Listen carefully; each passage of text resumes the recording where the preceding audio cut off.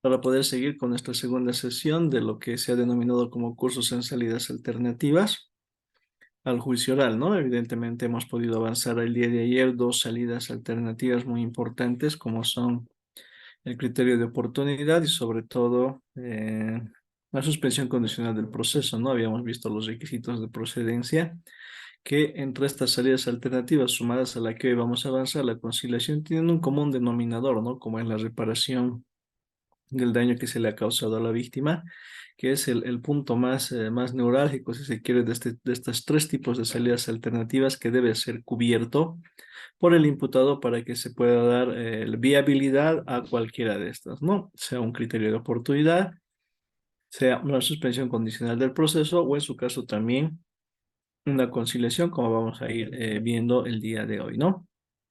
Ayer hemos tocado un punto importante a la finalización de la clase.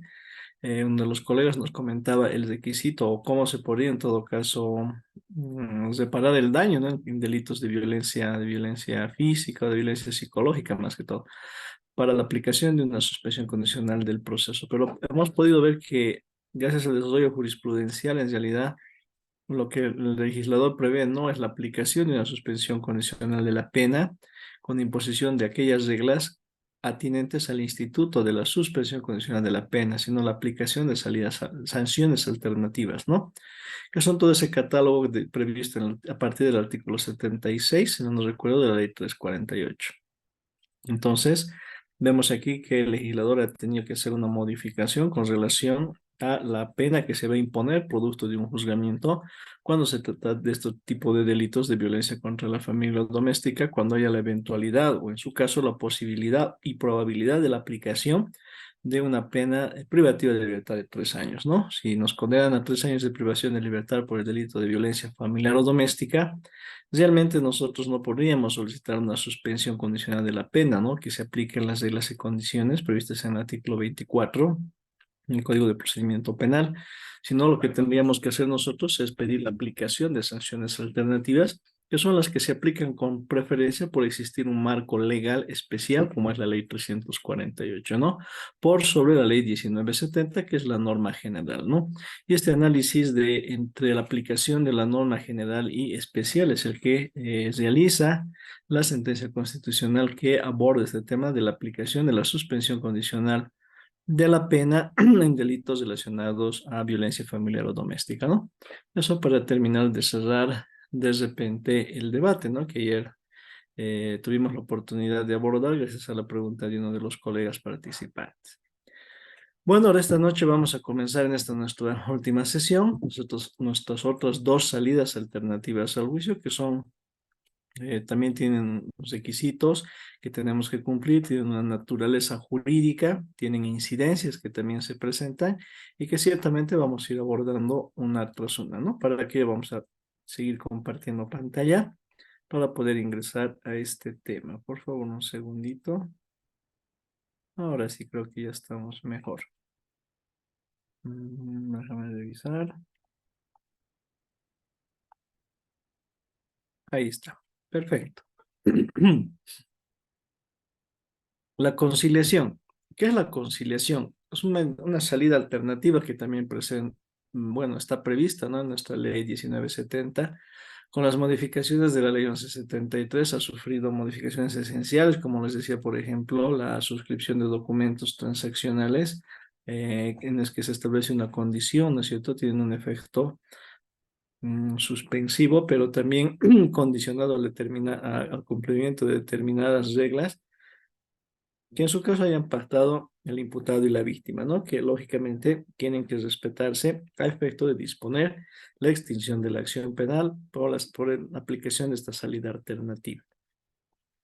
Vamos a ver que no tenemos que confundir el tema de la aplicación de la salida alternativa de conciliación en cuanto al procedimiento, de acuerdo a su naturaleza jurídica, con la aplicación, o mejor dicho, la aplicación de esta salida de conciliación cuando tenemos un documento transaccional suscrito entre partes, ¿no? Vamos a ver que hasta el día de hoy tenemos de repente un doble criterio, pero y a veces problemas en cuanto a su aplicación, pero vamos a ver de acuerdo a su naturaleza jurídica cuál es la forma más coherente de aplicar tomando en cuenta el instituto de lo que significa la conciliación, ¿no es cierto?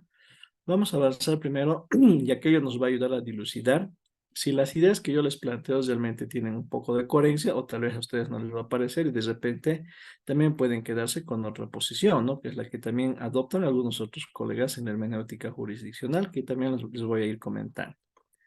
¿Qué es la conciliación? La conciliación es un mecanismo de solución entre la víctima y el autor, que eso es cierto, del ilícito penal, que se traduce en la reparación del daño causado por el delito, que tiene por objeto una obligación de dar, hacer o no hacer. ¿No es cierto? Su constancia se registra comúnmente en un documento escrito, acta de conciliación, restitución del bien, transacción. Aquí, en cuanto a su naturaleza jurídica, no hace como una diferencia, ¿no es cierto? La doctrina en cuanto a la forma en cómo se labra o la forma en cómo se plasma este acuerdo, esta solución amistosa entre la víctima y el autor. Puede ser, nos dice, vía acta de conciliación, vía entrega del bien o vía transacción.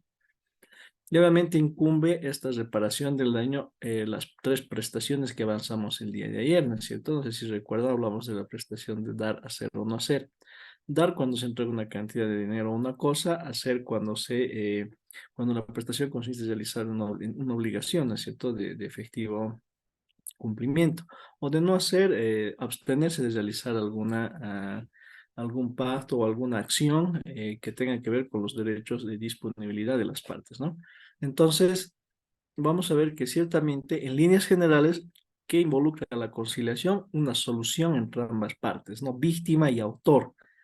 El conflicto, como hablamos un poco el día de ayer, y ustedes recuerdan, se traslada, ¿no es cierto?, de aquel conflicto que debe resolver la autoridad fiscal con la investigación, la presentación de un requerimiento acusatorio o conclusivo de acusación, hasta la instauración y el desarrollo de la audiencia de juicio oral y la emisión de la sentencia, que en cumplimiento del principio de legalidad y en aplicación del jus puniendi que tiene el Estado, se encarga la autoridad fiscal de promover, ¿no es cierto? Pero ese conflicto que él debe resolver en base a la aplicación del principio de legalidad se traslada a las partes. El Estado les da la posibilidad, por intermedio de la conciliación, de poder arribar a una solución acorde a los intereses de cada uno, ¿no? Donde cada una de las partes no solo obtenga un beneficio, sino también ceda en sus posiciones, ¿no? Que ceda en sus argumentos. Entonces, entre lo que uno va a recibir y también va a ceder, se trata de buscar un punto intermedio para que ambos tengan una ganancia, ¿no? Y en este momento, bueno, como habíamos abordado también el día de ayer, la ganancia resulta de tres formas, ¿no? Una ganancia tripartita. Permite a la víctima que se haya reparado el daño causado por el delito, que es lo que se busca realmente, ¿no es cierto? Mayormente en los delitos de contenido patrimonial. Porque muchas de las veces a las víctimas, y en su generalidad yo creo que en cuanto se les devuelve la cantidad de dinero que se les ha estafado, que se les ha hurtado, robado, ya deja de tener importancia para las víctimas el proceso penal, ¿no es cierto? Con que recuperen, se les entrega las cosas que se les ha sustraído, que se les ha estafado, que se les ha sacado, entonces se sienten satisfechas y ya no asisten al proceso, ya no pagan abogados, no, muchas personas no tienen tiempo para estos trámites judiciales, entonces ven en la conciliación un mecanismo de solución pronto y oportuno en el que pueden obtener lo más antes posible una reparación del daño, ¿no es cierto? Entonces, ahí tenemos una ventaja para la víctima, otra para el imputado que se deshace por completo de una persecución penal en su contra, devuelve el objeto sustraído, el objeto que ha sido quitado de la posesión del propietario, en su caso, el dinero que se le ha pedido a la víctima, le devuelve, con el consiguiente beneficio de que el proceso lógicamente se suspende, ¿no es cierto?, en su caso, o finalmente se extingue. Entonces, con el consiguiente o mejor dicho, sin la probabilidad de que se registre su antecedente penal en el registro judicial de antecedentes penales en REHAB, ¿no? Porque, como les decía, también en REHAB se registra la suspensión condicional del proceso, la rebeldía y, en su caso, la sentencia condenatoria ejecutoriada, ¿no? Entonces, si el imputado se somete a una conciliación, se declara extinguida la acción penal, eso no involucra ningún registro de antecedente penal, ¿no es cierto? Particularmente con relación a la aplicación de la conciliación.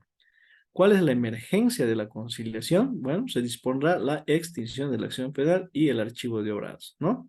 Esa es la finalidad con la que acaba esta salida alternativa. ¿Cuáles son sus antecedentes? A ver, vamos a ir revisando un poquito los antecedentes de la salida alternativa. Uno que es la reapropiación del conflicto jurídico. La reapropiación del conflicto jurídico. Un segundito, creo que tengo un problema en cuanto a el cable de energía. Un segundito.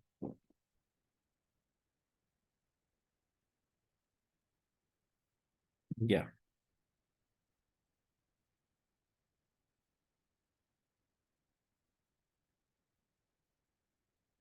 un segundito, por favor.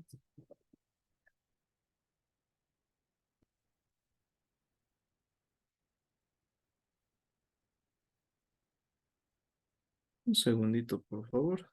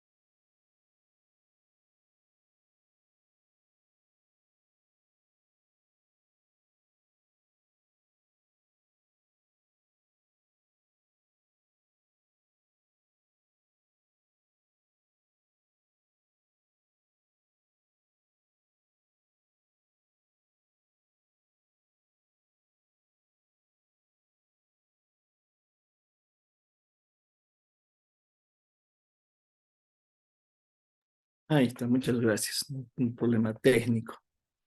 Muy bien, entonces, como les iba diciendo, ¿cuáles son los antecedentes para la aplicación de una conciliación?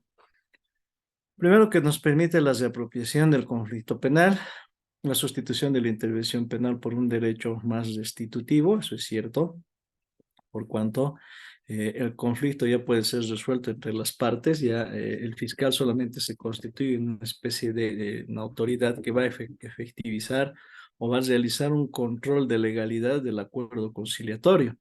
¿No es cierto? Si se ofrece como garantía de repente un bien de parte del imputado, lógicamente la autoridad fiscal, con todo el poder que le asiste, tendrá que la facultad de verificar si ese bien inmueble, lógicamente, se encuentra registrado a nombre del imputado, si está en condiciones de poder ser dado en garantía, ¿no? Entonces, esa es la facultad que tiene todavía la autoridad fiscal. Segundo, que la Declaración sobre los Principios Fundamentales de Justicia para las Víctimas del Delito y el Abuso de Poder establecen y les dan prioridad a la aplicación de este tipo de salidas alternativas, particularmente la conciliación, en caso de que sea procedente, ¿no es cierto? Y cuando hablamos de la procedencia, nos estamos refiriendo normalmente a aquellos delitos de contenido patrimonial en los que lógicamente no tienen por resultado, ¿no es cierto?, la muerte de una persona, o delitos culposos en los que no tienen como resultado la muerte de una persona, como por ejemplo las lesiones inclusive en accidente de tránsito, ¿no? O las lesiones simples o inclusive graves, pero que se haya resarcido el daño causado a la víctima en su integridad. Entonces, siendo estos los antecedentes, también corresponde señalar que el artículo 7 de esa declaración refiere, ¿no?, de forma taxativa, se utilizarán cuando procedan mecanismos oficiosos para la solución de las controversias, incluidos la mediación, el arbitraje, prácticas de justicia consuetudinaria o autóctonas, a fin de facilitar la conciliación y la reparación en favor de las víctimas. Entonces, en base a este convenio, esta declaración que acabamos de mencionar, nos faculta poder utilizar la salida alternativa siempre y cuando sea procedente, ¿no es cierto? Vamos a hablar del tema de la definición. Se caracteriza por la intervención de un tercero imparcial con facultades para acercar a las partes y proponer soluciones. Y esta definición ya nos va a indicar cuál es la tramitación que lógicamente se le debe otorgar a este tipo de salida alternativa. Más allá de aquel concepto que tengan de repente algunas otras autoridades judiciales o algunos otros profesionales o estudiosos, vamos a ver cuál es la diferencia entre el procedimiento que se le aplica para resolver una conciliación y a partir siempre de la definición que nos otorga la doctrina. Vamos a partir siempre, ¿qué nos dice la definición? La definición nos dice, se caracteriza por la intervención de un tercero imparcial, ¿no es cierto? Entonces, ¿quién es este tercero imparcial? Tiene que ser una persona ajena al imputado, una persona ajena a la víctima, ¿no es cierto? Porque se ponen a discutir tanto la víctima y el imputado entre qué es lo que necesitan, qué es lo que reclaman cada uno, ¿no? Y ahora, ¿quién va a lograr ese acercamiento? Porque la definición nos dice intervención de un tercero imparcial. Muchos piensan que es la autoridad judicial, ¿no es cierto? Pero ¿cuál es la esencia de la conciliación? En la conciliación existe la figura del conciliador, ¿no es cierto? Inclusive se utiliza mucho en materia civil. El conciliador es pues el tercero imparcial que llama al imputado y llama a la víctima y les dice, miren señores, tienen este problema, yo les propongo estos puntos de solución, ustedes propongan una lluvia de ideas, vean cómo pueden solucionar el conflicto, cómo puedes cancelar el dinero, por de repente no tiene dinero, pero puede cancelarle llevándole cosas en especie. A veces no tienen dinero los imputados para los gastos médicos de las personas que están internadas fruto de estos accidentes de tránsito, pero tienen posibilidades de llevarles recursos en especie, ¿no es cierto? Les llevan alimentación, les llevan leche, cereales para su recuperación. Entonces, todos estos puntos se van pues dilucidando en la conciliación. ¿Y quién es la persona, el tercero imparcial más adecuado, o sea, el tercero más idóneo para propiciar este acercamiento, darles los temas de solución, imbuirse de lo que ha pasado, del hecho, cuáles son las posibilidades de que se defienda el imputado, o cuáles son las posibilidades reales de poder cumplir una reparación? Es pues la autoridad fiscal, ¿no es cierto? Porque estamos hablando de un proceso penal. Entonces, este tercero imparcial no podría ser en todo caso la autoridad judicial, porque la autoridad judicial, si le pregunta, a ver, imputado, ¿tú qué tienes? ¿Tienes algún bien para ofrecer, una garantía? Mira, las cosas están así, hay prueba en tu contra. No va a poder decir todas estas cosas la autoridad judicial, porque eso significa que ya se está inmiscuyendo en el trabajo investigativo, ¿no es cierto? Ya se está, ya está rompiendo el principio de imparcialidad, ¿no es cierto? Porque el juez tiene como imparcial que verificar simplemente si el acuerdo, la conciliación cumple con los requisitos de ley, si no se trata de un delito fuera del tema de la conciliación, ¿no es cierto? Si el bien jurídico no ha sido pluriofensivo de repente, y en todo caso, si cumple con esos requisitos, que vamos a ver también más adelante, va a dar curso a la solicitud de salida alternativa de conciliación. Pero lógicamente, o sea, por lógica y a partiendo de la definición, ni siquiera es un criterio personal, la definición nos dice que esta se caracteriza por la intervención de un tercero imparcial. Este tercero imparcial, que el más idóneo, como les decía, es la autoridad fiscal, porque sabe, conoce cuál ha sido la denuncia, conoce cuál es la posición del defensor y a partir de eso lanza pues las ideas, ¿no? Les propone, podemos solucionar así de repente. Muy bien, las partes, con toda esa información, suscriben un acuerdo transaccional. Eso es cierto, ¿no? En su mayoría de los casos suscriben estos acuerdos transaccionales. Le entrega una cantidad de dinero, la otra parte reconoce que ya está satisfecho el daño, que ya no hay nada pendiente. Pero aquí es donde se dan los problemas de procedimiento, ¿no? Muchas autoridades judiciales aceptan este acuerdo transaccional, ¿no es cierto? Y disponen la conciliación, ¿no? La autoridad fiscal dice, no habiendo las partes, celebramos lógicamente una audiencia, ¿no? Porque por previsión del Código de Procedimiento Penal modificado por la Ley 1173, para desarrollar, para llevar a cabo estas salidas alternativas, particularmente la suspensión condicional del proceso, y como les decía, inclusive el criterio de oportunidad se puede resolver en audiencia, se señala una audiencia. En esta audiencia concurre la autoridad fiscal, puede ser el acusador particular con la víctima, y al otro lado tenemos un imputado y su abogado defensor, ¿no? Entonces el fiscal, con el uso de la palabra, porque es la autoridad que solicita la aplicación de una salida alternativa al juez, cuando expone los argumentos indica, ¿no? Tengo aquí el acuerdo transaccional suscrito en ambas partes, por lo que solicito al tribunal como salida alternativa la conciliación. Entonces, pretendiendo que el tribunal inmediatamente, sobre la base de ese acuerdo, disponga una resolución de conciliación en todo caso o apruebe la conciliación. O sea, tampoco es muy coherente y no es cierto el argumento. ¿Por qué? Porque si nosotros tenemos en cuenta la definición de lo que es la conciliación, si la autoridad fiscal ha sido quien los ha llamado a las partes, les ha dado los mecanismos, las guías de solución y las partes han arribado a un acuerdo transaccional, ese acuerdo transaccional surte efectos para las partes, ¿no es cierto? Pero ¿qué va a hacer ahí el fiscal? El fiscal, como autoridad y representante de la sociedad, tiene que verificar pues que esos acuerdos a los que hayan llegado sean de posible cumplimiento. Si le ha estafado una cantidad, qué sé yo, de $5,000 y le está dando, está ofreciendo una garantía el imputado de $1,000, o sea, no va a cubrir por nada, por una quinta parte de lo que le debe, ¿no? Por eso es que el fiscal ahí tiene que analizar y ver si esa garantía cubre el monto que se le debe, si esa garantía está a nombre del imputado. Entonces, el primer filtro de control lo ejercitará pues, el fiscal, ¿no es cierto?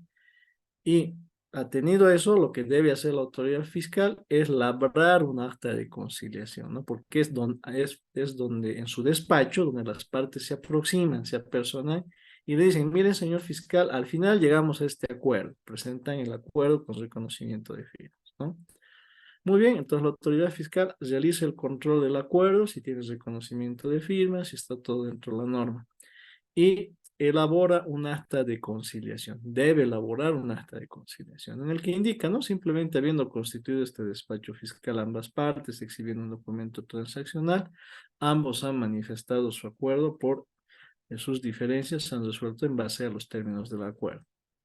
Por lo que esta autoridad le solicita a la autoridad judicial se homologue esta acta de conciliación, ¿no es cierto? Entonces ahí ya se está introduciendo un segundo documento, ¿no es cierto? El primero está muy bien, es el documento que suscriben las partes, el transaccional. Pero sobre la base de ese transaccional, la autoridad fiscal, en el uso y facultades de la ley 260, debe efectuar un acta de conciliación, porque ahí tendrá que explicar que sí, el acuerdo al que han arribado se encuentra entre los parámetros legales y solicitarle al juez se homologue esa acta de conciliación.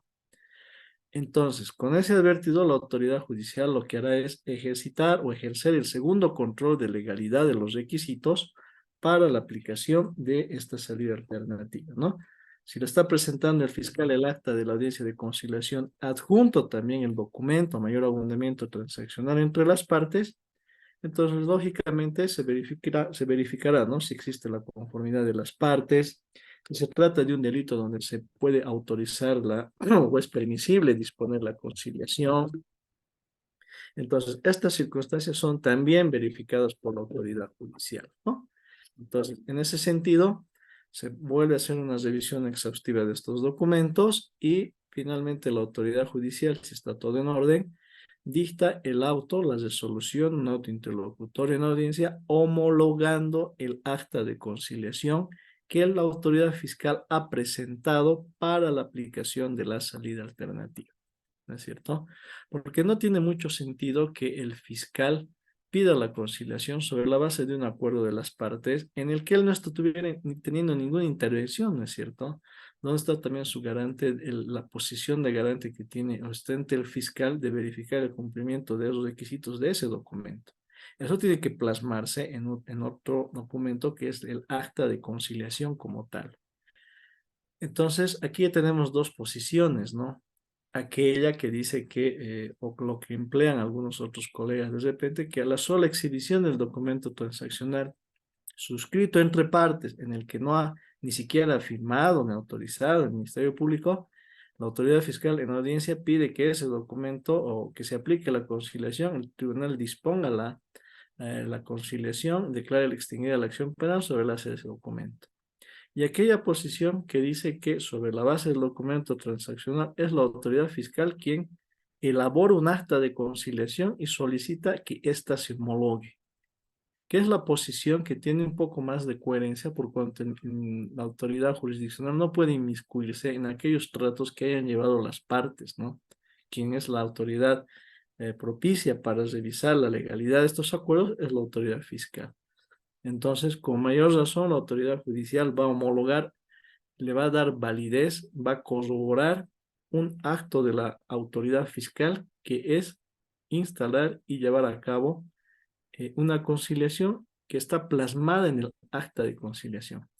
Por eso es que lógicamente la autoridad fiscal va a pedir la homologación del acta de conciliación, donde ya cursa la firma de las partes, cursa la firma del fiscal, porque es la autoridad que está participando, está ayudando a componer el conflicto jurídico, y es ese documento el que se homologa.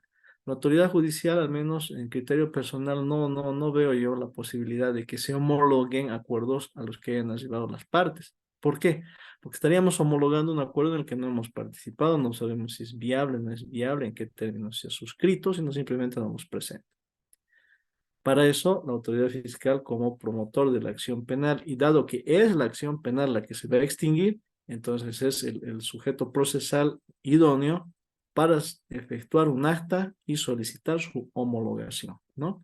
Ese es el procedimiento que en realidad responde más a la definición de lo que se entiende por conciliación, ¿no? Entonces, bueno, de repente ustedes han podido ver que en algunos distritos simplemente acompañan el documento transaccional y le piden al juez que lo homologue y disponga la extinción de la acción, ¿no?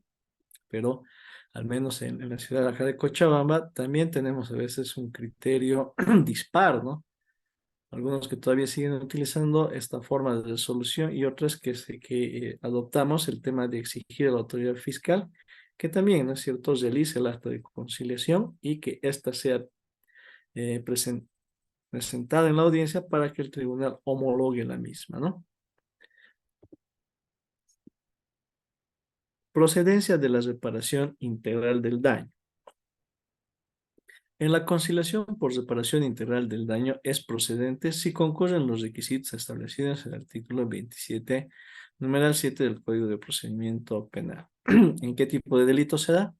Delitos, les decía, de contenido patrimonial, se refiere a aquellos delitos dolosos cuyo bien jurídico afectado es lógicamente de carácter patrimonial.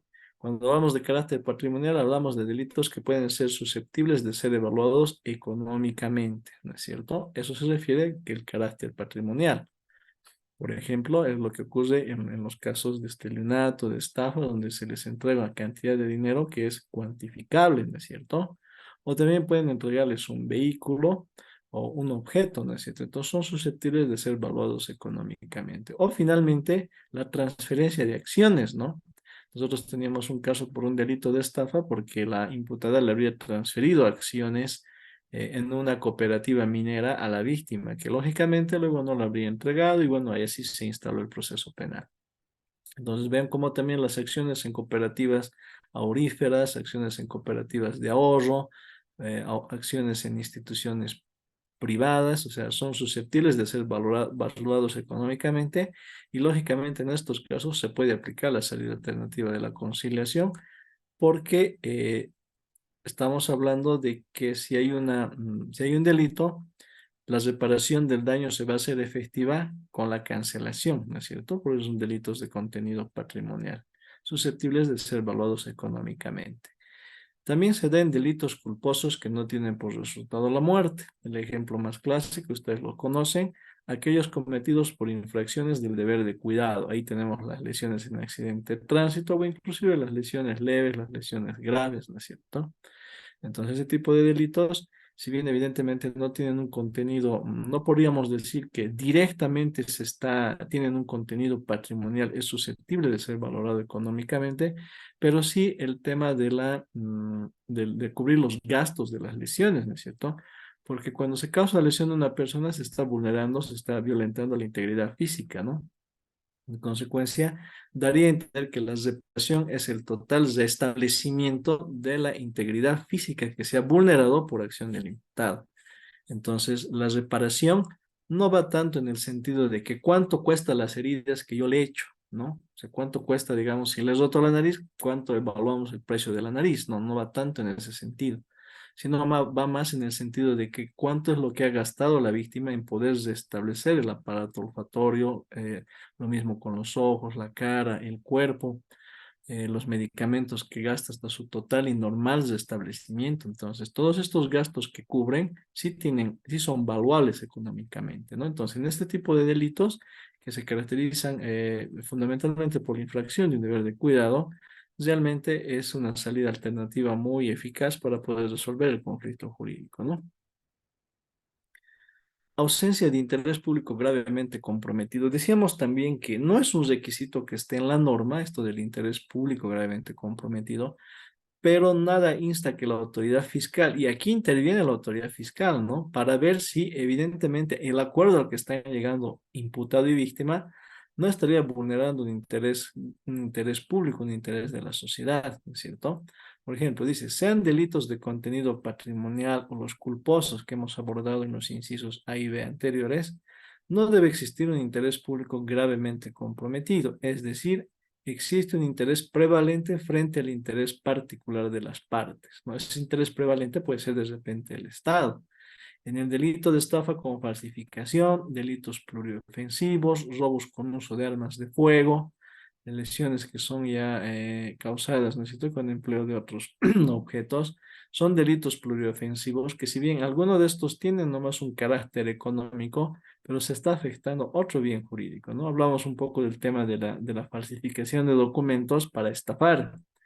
Si bien evidentemente ya se ha estafado, se le ha sacado el dinero a la víctima, el imputado posteriormente le devuelve el dinero que le ha estafado, pero hasta ahí parecería que estaría aplicable, ¿no? Es una conciliación, pero de repente la autoridad fiscal nos va a decir, no, a ver un momentito, aquí ciertamente la víctima ha recibido su dinero, pero ¿qué hay de la conducta, del comportamiento del imputado que dolosamente ha falsificado un documento en contra de la fe pública? O sea, ¿qué seguridad tiene la sociedad frente a este imputado que si bien ha falsificado una vez, de repente va a asumir la misma conducta para lesionar eventuales bienes jurídicos de otras personas? Entonces, o el clásico ejemplo en el que se apropian de los bienes de una persona, el delito de robo, ¿no? Si es un robo agravado, el delito de robo agravado es un delito contra la propiedad, ¿no es cierto? Se sustrae el celular de una persona y lógicamente el imputado es aprehendido 2, 3 cuadros en flagrancia, se le devuelve el celular, se le ha restituido el daño, pero de repente el imputado ha utilizado un cuchillo, le ha cortado, le ha causado lesiones a la víctima de consideración, entonces no se va a acabar, digamos, el problema jurídico con la sola devolución del objeto material, porque aparentemente el delito tendría un contenido patrimonial, ¿no? Por haber sido acusado de robo o imputado de robo. ¿En qué va a quedar el tema de las otras lesiones causadas a la víctima? También el imputado, a la par de devolver el objeto robado, tendrá que cubrir pues los gastos de las lesiones causadas a la víctima, ¿no? Entonces, en este tipo de delitos pluriofensivos, imagínense que suscriben un acuerdo entre el imputado, suscriben un acuerdo entre la víctima en el que el imputado refiere que se le ha devuelto el celular. Listo, presentan la solicitud de conciliación, el acuerdo transaccional al fiscal y el fiscal elabora el acta de conciliación. El fiscal, que es el primer controlador, ¿no es cierto?, de la validez de esa acta, va a verificar si va a decir si se ha devuelto el celular. Pero a ver, víctima, tú estás satisfecha, vos te han causado lesiones, mire, tienes 25 días de impedimento, qué sé yo, tienes cortaduras. No le ha pagado, no le ha resarcido en su integridad el daño que también le ha causado porque es un delito que ofende no solo el patrimonio, sino también la integridad física de la persona. Entonces, de repente el imputado está pretendiendo, como se dice, hacer inducir en un nuevo error a la víctima, ¿no? Le está diciendo, ya te he devuelto lo que te he robado y que se acabe ahí. Y la víctima a veces de repente, porque se acaba el problema, acepta, ¿no? Cuando en los hechos gastan más en las curaciones que el propio objeto que ha sido sustraído. Para eso es que se exige que la autoridad fiscal ejercite un control de legalidad de esos requisitos. Si la autoridad fiscal verifica que hay esta anomalía, bueno, pues dirá, no, no se puede solicitar la homologación de ese documento. ¿Por qué? Porque no solamente se vulneró el derecho a la propiedad, sino también a la integridad física. En consecuencia, por eso es que la autoridad tendrá que hacer un acta de conciliación y al elaborar esa acta y pedir su homologación, ahí establecerá pues que si evidentemente el acuerdo al que han arribado cubre en su integridad no solo la reparación del daño material con la devolución del objeto, sino también la curación de los gastos de la víctima. Esa es una reparación integral, ¿no es cierto? Entonces, como les decía, por eso tiene un poco más de efectividad este tema de que la autoridad fiscal solicite la homologación de un acta de conciliación, porque en esa acta ya hace el primer control de verificación, de verificar los requisitos de procedibilidad de la conciliación. Reparación integral del daño. Es indispensable que la reparación integral del daño o su afianzamiento razonable. ¿Cuál es el afianzamiento razonable? La suscripción de un acuerdo a futuro, ¿no? Sujeto a plazos, en el que diga yo, le estoy devolviendo $2.500, pese a que le debía 5.000 y los otros 2.500 lo voy a devolver pagándole, qué sé yo, en 25 meses a $1.000 o a $100, ¿no? Si la víctima lo acepta, es también permisible como forma de reparación integral. Se entiende como una reparación integral el afianzamiento de este daño causado.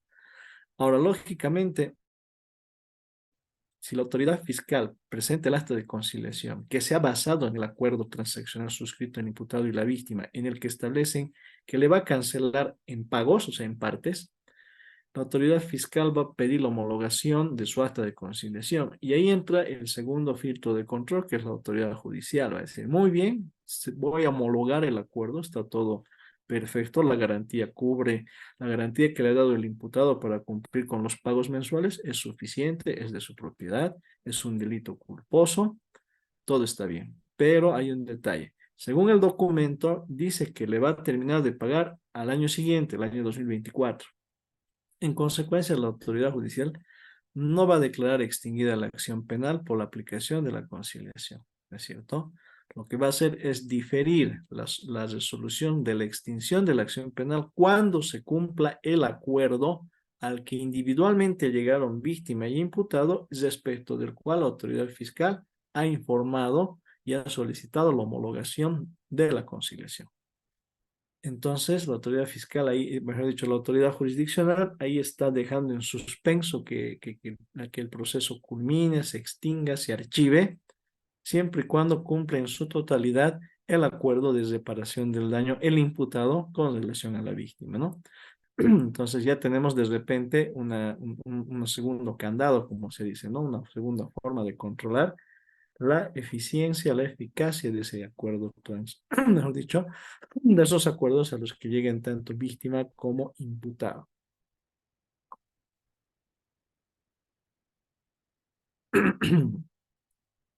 Prosiguiendo. Ahora, también nos habla del tema de la reparación integral del daño, si es que la víctima se declara satisfecha.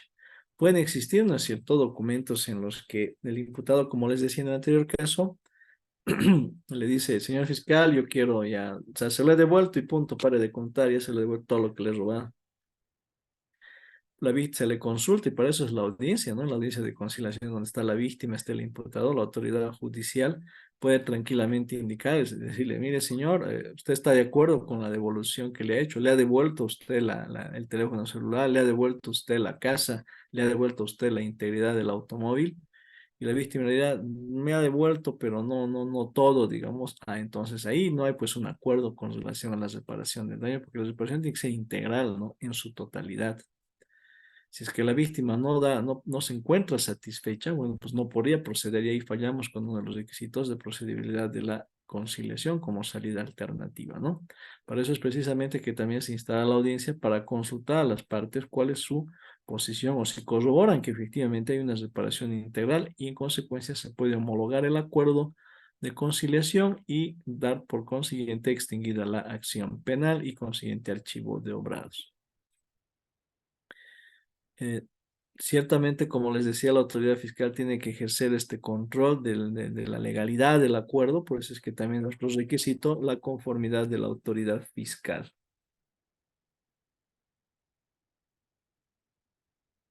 Es decir, en delitos de acción pública, el fiscal está obligado de oponerse a la conciliación cuando no cumple los requisitos, debiendo fundamentar su oposición en los delitos pluriofensivos. Claro, si está solicitando de repente el imputado, ¿no? Mire, señor fiscal, aquí está el acuerdo, yo ya le he devuelto el automóvil y para de contar, ya le he reparado. Entonces solicito a su autoridad que eh, plantee una solicitud de salida alternativa de conciliación. Entonces lo que va a hacer la autoridad fiscal es en primer lugar oponerse, ¿no? O en audiencia puede plantearlo, ¿no? El abogado de la defensa decir, mire, aquí está el acuerdo transaccional, ya no le debemos nada a la víctima, entonces que la autoridad fiscal fundamente una conciliación.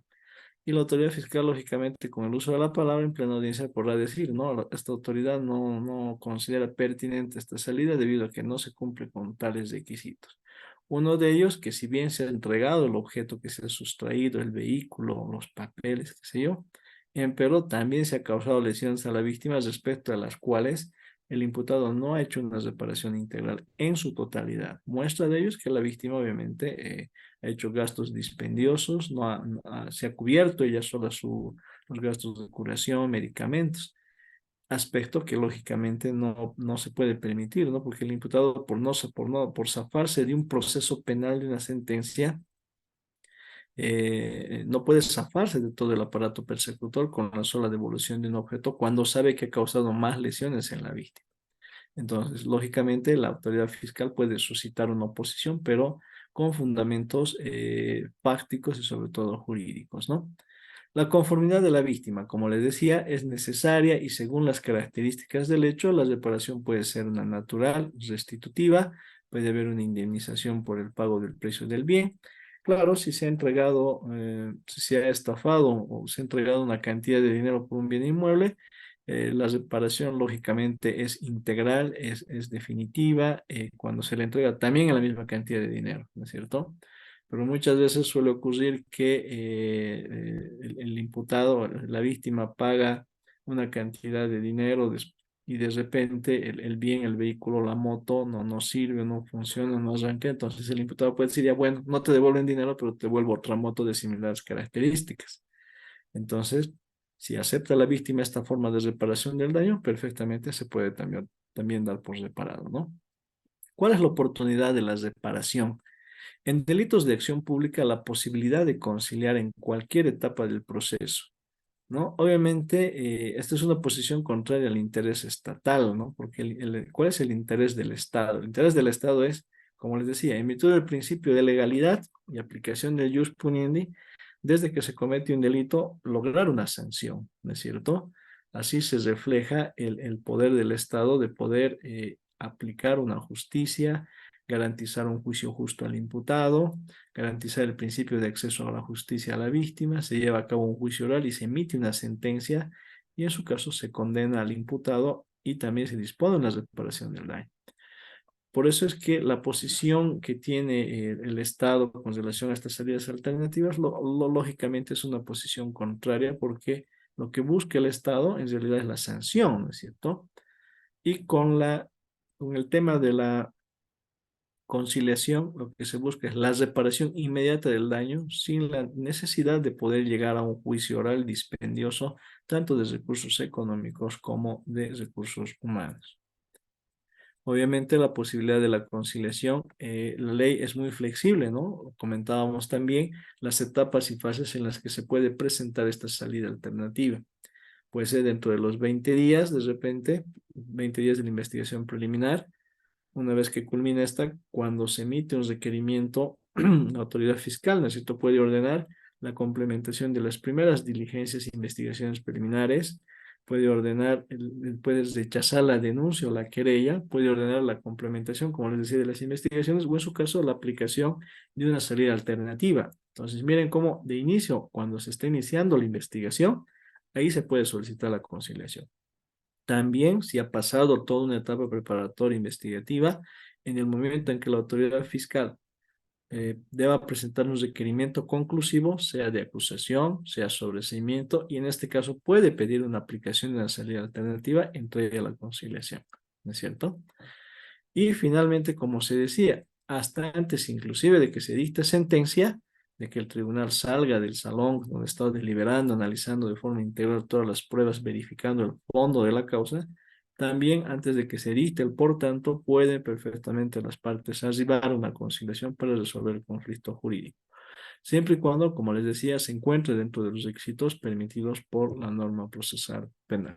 Antes de ingresar al procedimiento abreviado, que es la última salida alternativa que prevé nuestro Código de Procedimiento Penal, vamos a hacer Un paréntesis de repente con relación a la aplicación de la conciliación en delitos de violencia familiar o doméstica, que es uno de los delitos más comunes que ha sido incorporado ahora, ¿no es cierto?, con la ley 348. Que no tenías una incidencia muy significativa hasta antes de la pandemia, ¿no es cierto? Porque es bien conocido ya, tanto en el periodismo, en los medios de comunicación, que si bien la ley 348 data del año 2013, las causas, las denuncias por violencia familiar o doméstica, agresiones físicas entre cónyuges, agresiones psicológicas, tenían un cierto rango estadístico, ¿no es cierto? Un número que no variaba significativamente de año a año.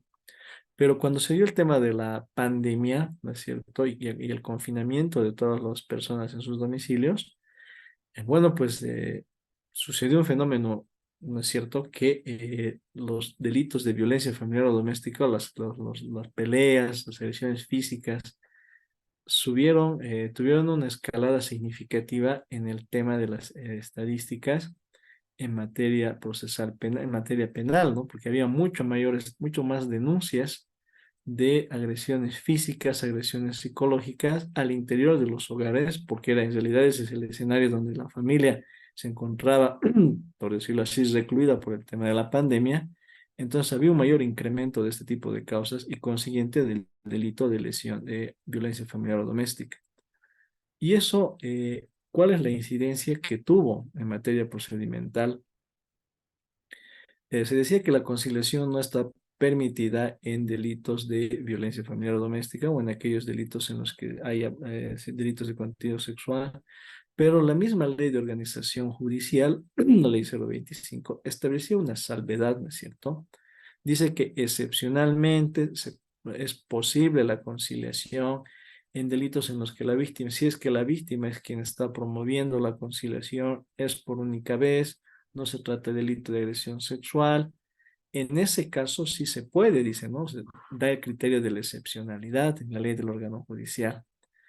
Pero esta excepcionalidad ha sido muy discutida en muchos foros, ¿no? No solo el foro de abogados, sino también en congresos y también por expertos en delitos contra la mujer, delitos de violencia familiar o doméstica.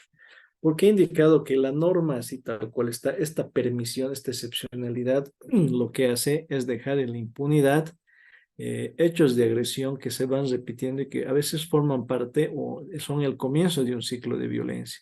Ciclo de violencia en la familia que no puede el Estado tolerar, ¿no es cierto? Porque el Estado asume compromisos con relación al cumplimiento de tratados y convenios internacionales, ¿no es cierto? Entre ellos la Convención Belén do Pará, que es aquella que establece la prohibición de cualquier forma de violencia contra la mujer, sea en la sociedad o en su familia, en concordancia también con el artículo 16, párrafo 2 de la Constitución Política del Estado, ¿no?, que prohíbe también la violencia contra la mujer en todas sus formas, en la familia como en la sociedad. Entonces, si hay esa imposición, si hay ese compromiso que asume Bolivia de erradicar este tipo de violencia, ¿cómo es posible que el Estado boliviano consiente en una cláusula, en un artículo de ley de órgano judicial, la excepcionalidad de llegar a conciliar estos hechos de violencia? Entonces, ahí como que hay una suerte de contradicción, ¿no es cierto? Algunos lo denominan la tesis de la contradicción insalvable. ¿Por qué es una contradicción insalvable? Porque si Bolivia está a nivel general asumiendo compromisos de que a las personas perpetradores, a los autores de la comisión de delitos de violencia contra la familia, violencia contra la mujer, tenga que instaurar, garantizarles la investigación, el juzgamiento, la imposición de la sanción, inclusive la reparación a las víctimas, ¿no es cierto? Porque eso se cumple por compromiso internacional. ¿Cómo es posible que internamente tenga una permisión de aplicación de una salida alternativa de conciliación? Entonces, ahí hay una contradicción insalvable, entre tanto no se elimine o se derogue, ¿no es cierto?, la excepcionalidad. Y muestra de ello es que vamos a ver que en otros códigos está prohibido cualquier tipo de salida alternativa en los que esté en juego los derechos o la integridad física, psicológica, sexual de las víctimas. Si es así, pueden ustedes revisar la ley de deslinde jurisdiccional. Miren cómo en la ley de deslinde jurisdiccional, que es aquella ley que fija las competencias de las autoridades o de la justicia indígena originaria campesina, hay un artículo específico que dice, ¿no?, que en materia de la jurisdicción, de esa jurisdicción, está prohibido la aplicación de cualquier salida alternativa, ¿no es cierto? Entonces está prohibido la aplicación de la conciliación, suspensión condicional, criterios de oportunidad, es mucho más taxativa. Pero esa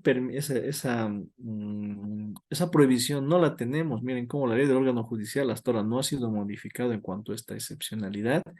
Y es precisamente en base a esta salvedad que se han pues incrementado también las peticiones de declaratorias de, o mejor dicho, extinción de la acción penal por conciliación en ese tipo de delitos de forma excepcional. ¿No es cierto? Se incrementaban tanto las causas que, bueno, decían todos, ¿no? Es primera vez, la mujer está promoviendo, le está solicitando al fiscal que una conciliación, que no ha habido gran afectación del bien jurídico.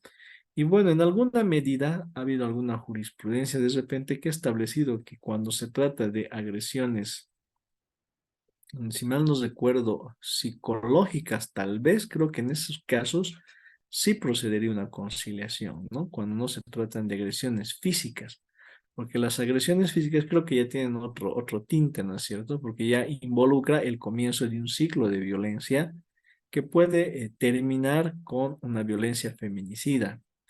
Entonces, medio que un poco ya se reguló esa excepcionalidad porque decía, ¿no? Le ha causado 8 días de lesiones, son lesiones leves, le ha causado 7 días, le ha causado 3 días de lesiones físicas. Primera vez la víctima está promoviendo porque es su esposo, solo él sale a trabajar en época de pandemia, entonces él es el quien está proveyendo los recursos económicos a la familia. Entonces son las mujeres quienes estaban promoviendo la conciliación por ser primera vez y al haber lesiones que no son muy altas, ¿no? En cuanto a su incapacidad. Entonces, eso ha generado que haya muchas solicitudes ya también de extinción de la acción. ¿Y qué ha pasado? Las causas se extinguían y a la semana nuevamente ingresaba otro hecho por las mismas partes de agresión física nuevamente.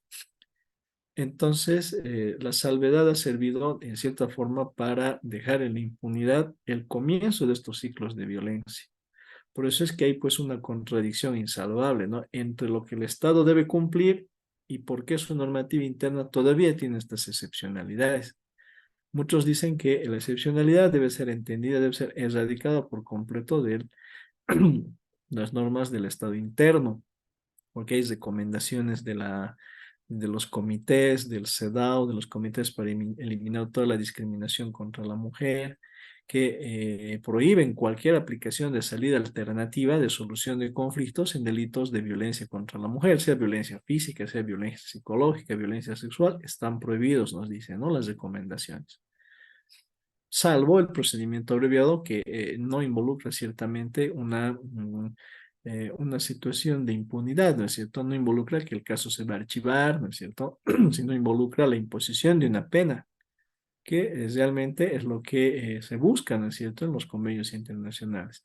Claro que ahora, como les decía, la ley 348 ha regulado aquello, ¿no? Si se trata de repente de la imposición de una pena de 3 años, no significa que vamos a aplicar la suspensión condicional de la pena, pero tenemos que aplicar las sanciones alternativas que están previstas en la ley 348, trabajo comunitario, días multa, que terapia psicológica para el agresor, para que enmiende su comportamiento, sus actos violentos, ¿no es cierto? Para que baje de intensidad los malos tratos, la violencia psicológica, todo aquello, ¿no? Y se puede reinsertar a su familia como otro miembro más productivo y lógicamente parte de lo que es la familia, el núcleo familiar. Entonces, esa está el gran tópico que quería comentarles en el tema de la conciliación, porque ciertamente muchos dicen no son solamente agresiones psicológicas, ¿será que puedo pedir? Yo he visto que sí, algunos fiscales han solicitado conciliación de forma excepcional por estar involucradas en agresiones psicológicas, ¿no? Pero cuando se trata de agresiones físicas, creo que inclusive ya hay una especie de lineamiento en el Ministerio Público que prohíben someter a conciliación ese tipo de hechos de violencia física, por cuanto son el comienzo, ¿no es cierto?, de un ciclo de violencia. ¿Qué ciclo de violencia que tenemos que decirlo lastimosamente puede acabar, puede desembocar en violencia feminicida, ¿no? Entonces, precautelando que el tema no se salga tan de las manos al Ministerio Público, es que ha sentado una política de investigación de este tipo de ilícitos y no simplemente de disponer o solicitar una conciliación tendiente a buscar la extinción de la acción y el archivo de obrados, ¿no? Ese es un punto muy importante. Muy bien, aquí vamos a avanzar el tema ahora sí de las salidas alternativas en nuestra última salida alternativa, que es el procedimiento abreviado. ¿Qué es el procedimiento abreviado? Nos dice, ¿no? Ante la crisis y congestión del sistema penal en materia de juicio oral, dice, se estableció un mecanismo de simplificación del proceso como una respuesta especializada. Claro, eso es un procedimiento especial, ¿no es cierto? Está dentro del capítulo de los procedimientos especiales en nuestro Código de Procedimiento Penal, junto con el procedimiento para la reparación del daño, delitos de acción privada, ¿no es cierto? Ahí está el procedimiento abreviado, artículos 373 y 374. Evidentemente, el Ministerio Público puede tener 10 causas que las está peleando, está tratando de terminar la investigación para acusar y presentar una acusación en un juicio oral, defender su teoría acusatoria. Pero de repente de estos 10 procesos hay algunos que tienen ahí un poco la figura, como se dice, clara, puede demostrar con elementos de prueba idóneos y suficientes la existencia del hecho, la participación del imputado, su grado de participación. Entonces, existe la posibilidad de poder llegar a un acuerdo con el imputado en el que se beneficien tanto el Ministerio Público como el acusado. El Ministerio Público, ¿cuál es el beneficio que tiene? Primero, que descongestiona su trabajo, ¿no? La autoridad fiscal, un caso menos.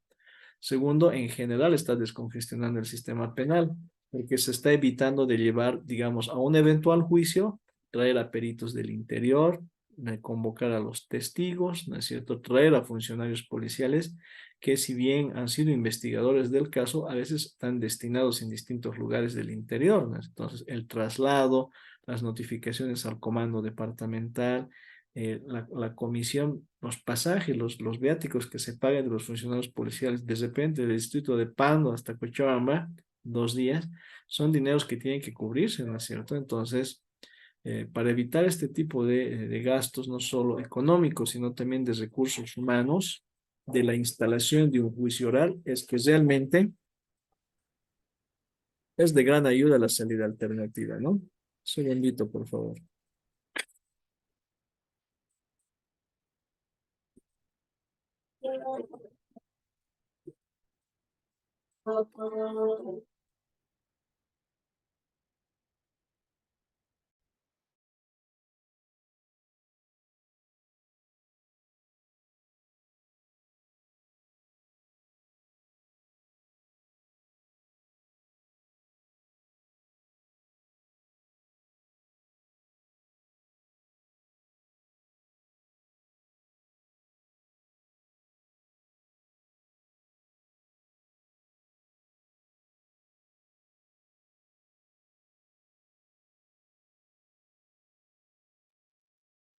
Entonces vemos acá que la autoridad fiscal puede hacer uso, ¿no? De la salida alternativa del procedimiento abreviado, como que ya se está volviendo un poco más recurrente, normalmente en delitos donde ya, delitos que ya tiene el Ministerio Público una investigación, por decirlo así, avanzada desde un inicio, en aquellos delitos violentos, ¿no? Por ejemplo, los feminicidios en los que ya se los ubica, los imputados en flagrancia, o ya se tiene todo el acervo probatorio destinado a establecer la existencia del hecho y la participación. Entonces, es muy común que en audiencias de aplicación de medida cautelar de consideración de situación jurídica que debe de efectivizarse dentro de las 24 horas de haber sido aprendido el imputado, se solicite una salida alternativa, ¿no? Y hay muchos casos en los que los imputados se acogen a estas salidas alternativas, precisamente también por evitar las emergencias del proceso, ¿no? Seguir en la causa audiencia tras audiencia, pagar abogados, hacer también sufrir, ¿no? A la familia del imputado, es decir, que estén yendo a visitarlo al penal. También desde ese punto de vista, los imputados aprovechan esta salida alternativa, ¿no? Es muy común que nos indican a nosotros, no, yo quiero dejar ya quiero empezar a cumplir mis beneficios, nos dicen, ¿no? Entonces, quiero empezar a trabajar al interior del penal. Otros se hacen una actividad económica al interior, kioscos, actividades de carpintería, entonces que les generan recursos. Entonces, ya empiezan a hacer una vida, ¿no? Dentro del recinto carcelario y a mérito de ello es que solicitan que se les aplique una salida alternativa, un procedimiento abreviado, se ejecutore la sentencia en ese mismo instante y se empieza o se pasa a la siguiente fase, que es el cumplimiento efectivo de su condena. ¿Y cuál es el perjuicio? Bueno, cuál es también la ganancia que se tiene, por decirlo así, para la víctima?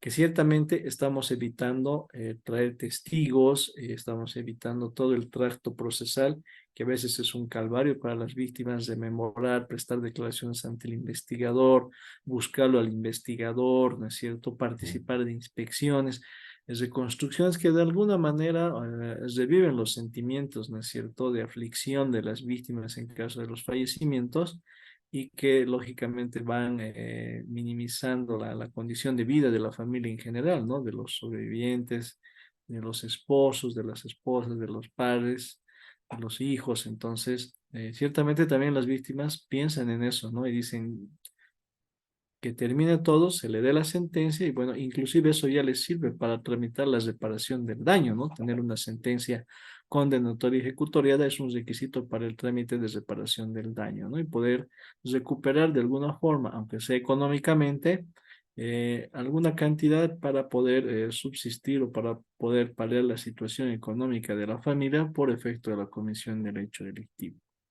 Entonces ahí vamos a ver cómo también hay una especie de triple ganancia, si se quiere, en cuanto a la efectividad del sistema procesal penal, el imputado y sobre todo también la víctima, ¿no?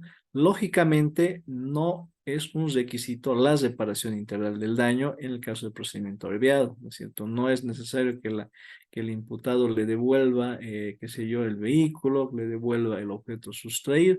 Si se está teniendo un procedimiento abreviado, simplemente se tiene que cumplir con requisitos de la norma. No es necesario la reparación integral o parcial del daño. Tampoco es un óbice ni es un requisito previo, contrariamente a lo que muchos piensan, la exigencia de un rehab, ¿no? Porque nosotros tenemos imputados que se han sometido a procedimientos abreviados en 3 oportunidades, ¿no? Entonces, nos presentan de repente su rehab y nos dicen, no es el primer delito, sino que ya ha sido condenado por otros 2, por robo hace como unos 5 años, por hurto hace como 3 años, entonces no es una exigencia, no inhabilita solicitar un procedimiento abreviado el hecho de que el imputado no tenga o no se le haya aplicado anteriormente otra sentencia, ¿no? Claro que eso podrá tener una implicancia con relación al acuerdo, ¿no?, de la pena con el imputado. Y aquí vamos a entrar un poquito al tema de los requisitos, ¿no? Porque si el fiscal está llegando a un acuerdo con el imputado y su abogado defensor, es para la aplicación también de una pena que en su caso pueda favorecerle, ¿no es cierto? Si se está yendo a un acuerdo de repente por un delito de estafa, el fiscal no va a pedir 5 años, ¿no? Seguramente el imputado va a pelearla porque le dé por lo menos 3 años, ¿no? Para que pueda ser beneficiario de la suspensión condicional de la pena, no entre a la cárcel, pero ya va a tener una sentencia condenatoria favorable al Ministerio Público, a la víctima, y el imputado va a tener el beneficio de no entrar a la cárcel, ¿no? O se disponga un perdón judicial.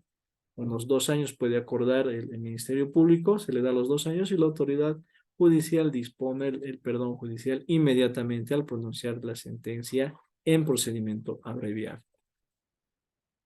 Ciertamente a veces la autoridad fiscal va a decir, no, mire señor, usted de acuerdo a sus REHAB ya ha sido condenado en procedimiento abreviado 2 veces, entonces es un reincidente.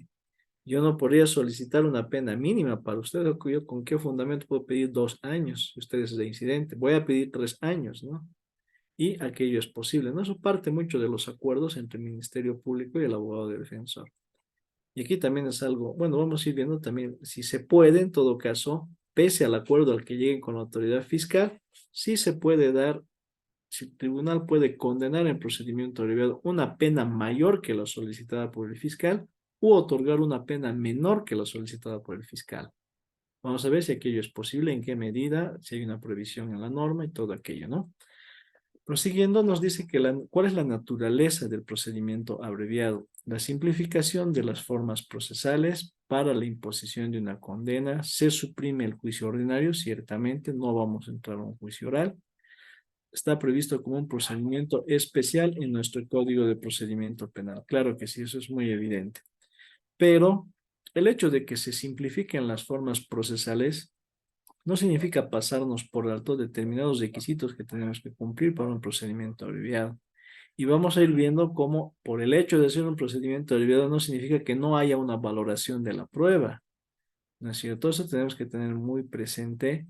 El procedimiento abreviado no es simplificar, dictar el por tanto y para de contar, ¿no? Sino significa también que el juez tiene que hacer un ejercicio de valoración, un análisis integral de la prueba que se presenta para el procedimiento abreviado.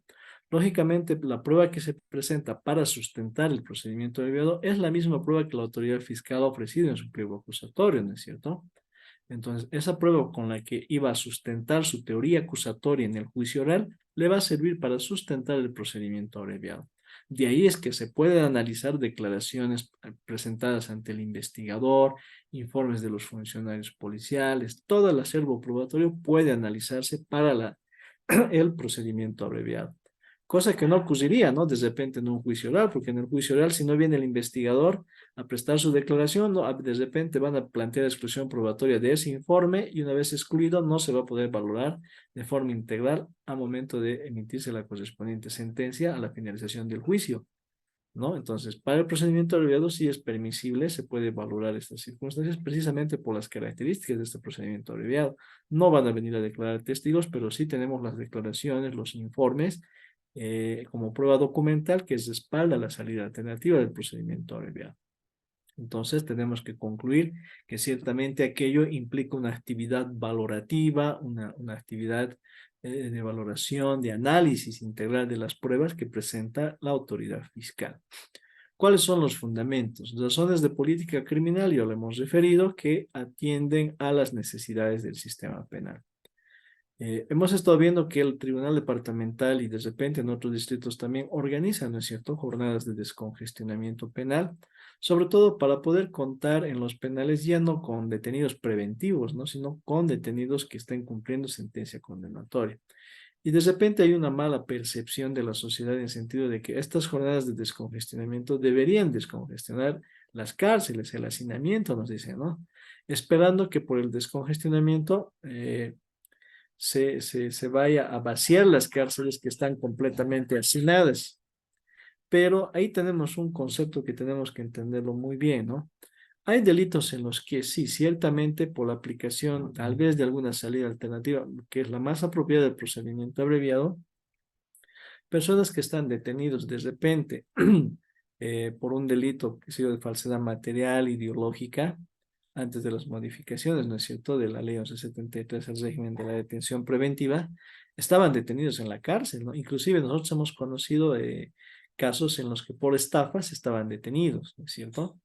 Antes de las modificaciones, tienen que tener presente. Entonces, se sometían a un procedimiento abreviado, les daban 2 años de pena, se les aplicaba el perdón judicial y se expedía mandamiento de libertad y ya salía del penal. Y era un recluso menos, un imputado menos en la población carcelaria. De esta forma iban saliendo los imputados, ¿no? Y no solo esa salida alternativa en procedimiento abreviado, también algún acuerdo, de repente se llegaba a una suspensión condicional del proceso, ¿no es cierto? No, siempre y cuando se cumplen los requisitos. Pero en materia de delitos graves, los descongestionamientos nos sirven para poder cambiar, si se quiere, la situación jurídica del imputado de detenido preventivo a un preso que ya está cumpliendo condena efectiva, ¿no? Entonces ya no hay detención preventiva, digamos, de muchos imputados, sino de 10 que están con detención preventiva, de repente 5 se van a acoger un procedimiento abreviado y van a cambiar su estatus de detenido preventivo por el de condenado, ¿no es cierto? Entonces simplemente les va a corresponder cumplir la sanción. En cambio, los detenidos preventivos todavía pueden, como se dice, ¿no?, pelear a la cesación de la detención preventiva y eventualmente acceder a este beneficio y salir del recinto carcelario. pero lo que no significa que el proceso se va a estancar, ¿no? Sino que el proceso tiene que proseguir hasta dictarse una sentencia, sea de condena o de absolución. Entonces, es también parte de la política criminal del Estado el tema de los descongestionamientos, ¿no? Y estas salidas alternativas cumplen un papel fundamental en este tipo de descongestionamientos, porque ya se cuenta con una sentencia inmediata en el penal, ¿no es cierto? Y respecto de la cual el imputado también se beneficia, empieza a cumplir todos sus beneficios penitenciarios. El principio acusatorio, controversia y regulación del procedimiento abreviado. La división de funciones entre acusación, juzgamiento y defensa, la existencia de controversia, el procedimiento ordinario está diseñado para el debate de ambas partes. Lógicamente, el juicio oral, como dice, ¿no?, el Código de Procedimiento Penal, la existencia del juicio oral público contradictorio en el que Ministerio Público y acusación particular van a sustentar una teoría acusatoria y al otro lado tenemos un imputado que va a sustentar una teoría de absolución, va a debatir los argumentos de de la acusación. Entonces tenemos dos partes que se contraponen, ¿no? Ahí opera el principio de contradicción, ¿no es cierto? El principio de bilateralidad de la acción, una parte que se opone, otra que se rechaza. Es la clásica guerra, el clásico debate, el principio de igualdad de armas. Es decir, uno que acusa y otro que se defiende. Ese es el principio de legalidad, el principio acusatorio, ¿no es cierto? Uno que acusa, el otro que se defiende. Cobra mucha relevancia la controversia, uno que afirma una cosa, el otro que la niega, ¿no es cierto? Ese es el principio de legalidad en todo su esplendor. Pero, como hablábamos también ayer, el quiebre, si se quiere, del principio de legalidad es también la aplicación del procedimiento abreviado. El procedimiento ordinario, ¿qué va a significar? Significa una controversia, ¿no es cierto? Una acusación, alguien que se defiende. Pero en el procedimiento abreviado se deja de lado este principio de contradicción, porque no hay pues contradicción, ¿no? El fiscal va a decir, este señor es culpable, va a reconocer su culpabilidad a viva voz, va a reconocer la existencia del hecho y su participación. Y para demostrar el hecho, yo tengo toda esta prueba y el imputado va aceptado el procedimiento abreviado, va a reconocer su culpabilidad. Al otro lado, el imputado reconoce que el hecho ha existido, que él ha participado, ¿no es cierto? Entonces ya no hay pues controversia, ¿no? Ya no hay la clásica controversia del sistema procesal penal, ya no existe esa controversia. En consecuencia, si no hay controversia, ¿qué es lo que hay? El reconocimiento de la culpabilidad libre y voluntaria del imputado. Por eso es que tiene un matiz, un enfoque diferente el procedimiento abreviado del procedimiento ordinario, ¿no? Y es eso que se le explica al imputado cuando se está sometiendo a este tipo de salida alternativa. Ahora, como autoridades judiciales, lógicamente también se debe hacer un control de los requisitos de admisibilidad del procedimiento abreviado que vamos a ir viendo un poco más adelante, ¿no? ¿Será que hay actividad probatoria en el procedimiento abreviado? Claro que sí, tenemos actividad probatoria. Como les decía, el Ministerio Público con la misma prueba que ha ofrecido para sustentar la acusación, es la misma prueba que va a sustentar el requerimiento conclusivo o el requerimiento de aplicación de salida alternativa de procedimiento abreviado. Entonces la autoridad fiscal, todos los medios de prueba que los ha presentado en su pliego acusatorio, los ofrecerá físicamente para que la autoridad judicial haga una contrastación. ¿Qué va a contrastar la autoridad judicial? Va a contrastar el reconocimiento que hace el imputado de la comisión del hecho delictivo con las pruebas que la autoridad fiscal ha presentado, porque por disposición de la norma no podemos fundar, digamos, la sentencia, los 20 años, los 30 años, los 25 años, que el imputado reconoce y acepta en el trato con el Ministerio Público, no se puede fundar en su mero reconocimiento. No porque el imputado diga, sí, yo he disparado con el arma, no, a mérito de ese reconocimiento, pare de contar, él es culpable, lo ha aceptado y se impone la sentencia. No se puede fundar el procedimiento abreviado en el solo reconocimiento. Tiene que haber una actividad valorativa integral de la autoridad judicial para contrastar si lo que ha dicho el imputado tiene coherencia con los elementos de comisión que se han presentado. Si dice, yo he tenido relaciones sexuales con la señorita XX, Bueno, pues en el acervo probatorio constará el certificado médico forense que acredita que la víctima tiene desgarro inguinal de data reciente, de aproximadamente la fecha en la que has referido que ha sido la agresión sexual. Entonces, frente a la declaración del imputado que dice que sí ha tenido acceso carnal con la víctima, tengo el certificado médico forense que corrobora esa situación, ¿no es cierto? Ahora, si el imputado dice, sí, yo he ingresado al domicilio porque no estaban ahí sus padres, me he fijado y por eso he ingresado y la he vejado sexualmente, tendremos que buscar en los informes que hayan presentado los investigadores, donde están las declaraciones de los padres, que digan que sí, efectivamente, no estaban ese día que ocurrió el hecho porque salieron a la iglesia, qué sé yo. Entonces, nuevamente la declaración del imputado es corroborada por los elementos de convicción que se han presentado. Otro elemento corroborativo, que si el imputado dice que ha mantenido relaciones sexuales, aquello es perfectamente verificable por el informe o por la pericia que se ha hecho en los hisopados de fondo de saco vaginal, de fondo de saco, de canal vaginal, ¿no es cierto?, en el que se ha extractado, se ha colectado ADN del imputado, qué sé yo, o se tiene en el informe, en la pericia biológica, la existencia de espermatozoides o fosfatasa ácida prostática. Eso también corrobora que ha habido una penetración, un acceso carnal. De lo que ha referido el imputado se está corroborando con los elementos de prueba.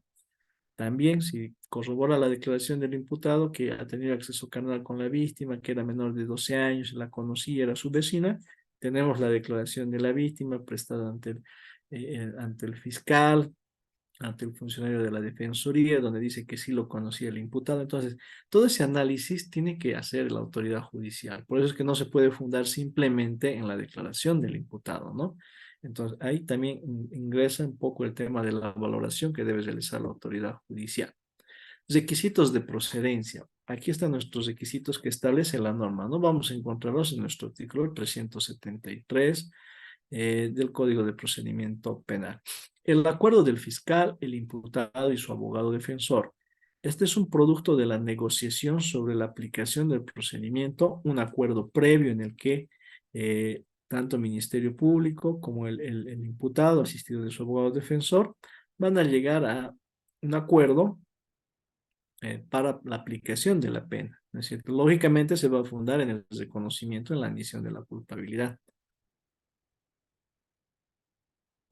¿Y por qué es importante también que la autoridad judicial, al momento de llevar a cabo la audiencia de la salida alternativa, haga un control de los requisitos de admisibilidad? Porque el tribunal, la autoridad judicial no puede consentir verdades acordadas, ¿no es cierto? O sea, no porque se haya puesto de acuerdo la fiscalía con el abogado, defensor y con el imputado va a decir, sí, yo he hecho. No, lo que el tribunal necesita saber es cómo ha hecho, en qué condiciones, en qué circunstancias. Es un reconocimiento voluntario, ¿no? Por eso es pues el beneficio, ¿no? El fiscal le va a beneficiar con una pena mínima, ¿no? Que es lo que normalmente ocurre. Pero ese beneficio no es como se dice gratis, ¿no? El imputado tiene que manifestar un cierto grado de arrepentimiento. Tiene que decir, yo he cometido el hecho de esta forma, estoy profundamente arrepentido. En consecuencia, teóricamente es eso lo que se valora, ¿no? La autoridad fiscal le da la mínima precisamente porque ve que el imputado está reconociendo su culpabilidad, inclusive su grado de arrepentimiento, y eso hace la aplicación de una condena mínima, ¿no? Ese es el fundamento de la aplicación de penas mínimas, ¿no? En las negociaciones. Ahí es muy importante, como les decía, a veces en los procedimientos abreviados se le consulta al acusado y se le dice, señor, ¿realmente usted ha cometido el delito? Se le dice, ¿no? Usted ha hecho esto, lo que dice el procurador, dice, no. Así debe ser, dicen, ¿no? O es como dice la autoridad fiscal, dicen, ¿no? No nos dicen, pero ¿qué ha hecho? ¿No? Nos dicen, sí, es como él dice, así siempre debe ser. O dicen, no, no sé, señor, pues borracho estaba, no me acuerdo, dicen, no, así seguramente ha debido pasar, dice. Ese no es pues un reconocimiento, ¿no? Y se le debe exhortar dentro de las recomendaciones en audiencia que el imputado diga, ¿no es cierto?, la verdad, porque es un reconocimiento de culpabilidad. Entonces él tendrá que decir, sí, yo conciencialmente reconozco que le he causado daño a la señorita, he tenido relaciones, yo sabía su edad, entonces estoy arrepentido, nada más.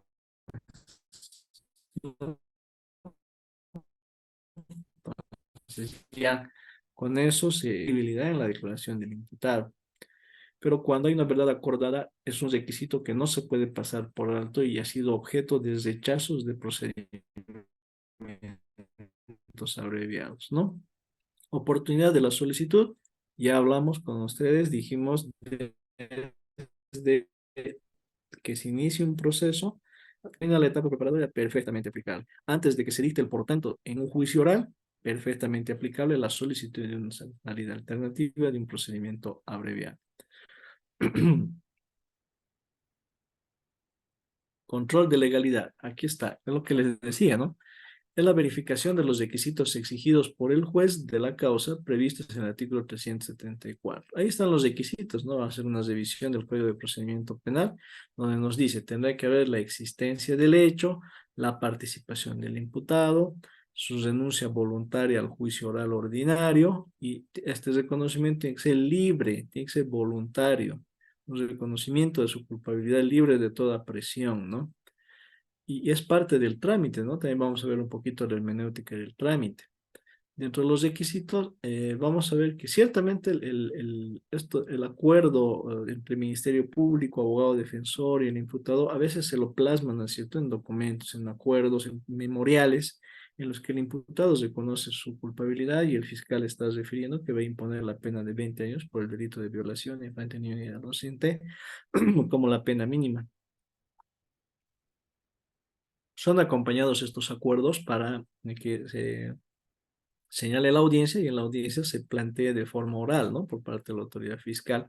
Pero a veces puede surgir que el acuerdo los realicen en plena audiencia, no es necesario exigir el acuerdo escrito, ¿no? En plena audiencia, y es normal, por ejemplo, nosotros antes de instalar la audiencia de juicio oral, indicar al fiscal si tiene incidentes o que fundamente y empiecen, ¿no es cierto?, los actos iniciales del debate de la audiencia del juicio, se les exhorta, ¿no? Se les dice si ha habido la posibilidad entre el Ministerio Público, el abogado defensor y el imputado de poder arribar a alguna salida alternativa dentro de los criterios de la ley 1173, lógicamente un procedimiento abreviado.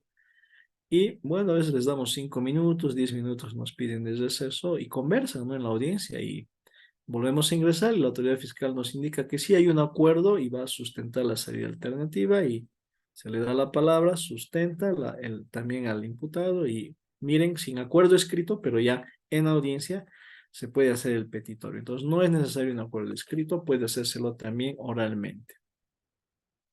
El trámite en audiencia, trámite sí o sí se resuelve en audiencia, se concede el uso de la palabra primero al fiscal, luego al imputado y luego a la víctima, dice el código, ¿no? Para ver si suscita o no suscita oposición la víctima.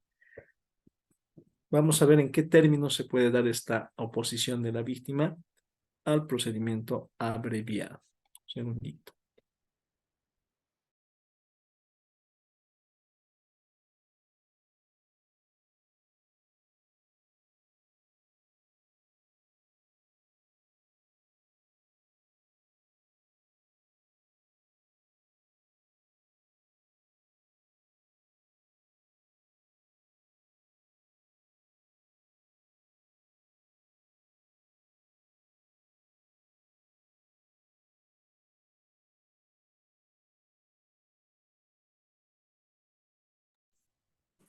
Perdón, doctor, su micrófono está apagado. Ahora sí, gracias. Entonces les decía que el juez, la autoridad judicial, tiene que hacer una revisión de los requisitos para ver si evidentemente el imputado manifiesta un reconocimiento libre y voluntario y que no es producto de un acuerdo simplemente con el Ministerio Público y la Defensa, ¿no? ¿Eso por qué? Porque le va a servir a la autoridad judicial para poder fundar la sentencia, ¿no? Para darle esa sostenibilidad, esa motivación necesaria que requiere, porque como les decía, no es solo fundamental en lo que el imputado reconoce, sino que tengo que corroborar como autoridad judicial con todos los elementos de prueba que están respaldando el procedimiento abreviado.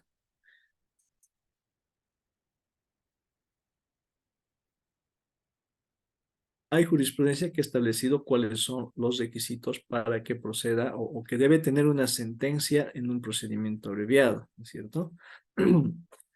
La sentencia constitucional 1659 quebrado 2004-R de 11 de octubre se ha referido, ¿no? En la parte más sustancial. La autoridad jurisdiccional tiene la obligación de efectuar la debida fundamentación y motivación del fallo, con especial énfasis en el establecimiento del nexo causal entre la pena y el delito.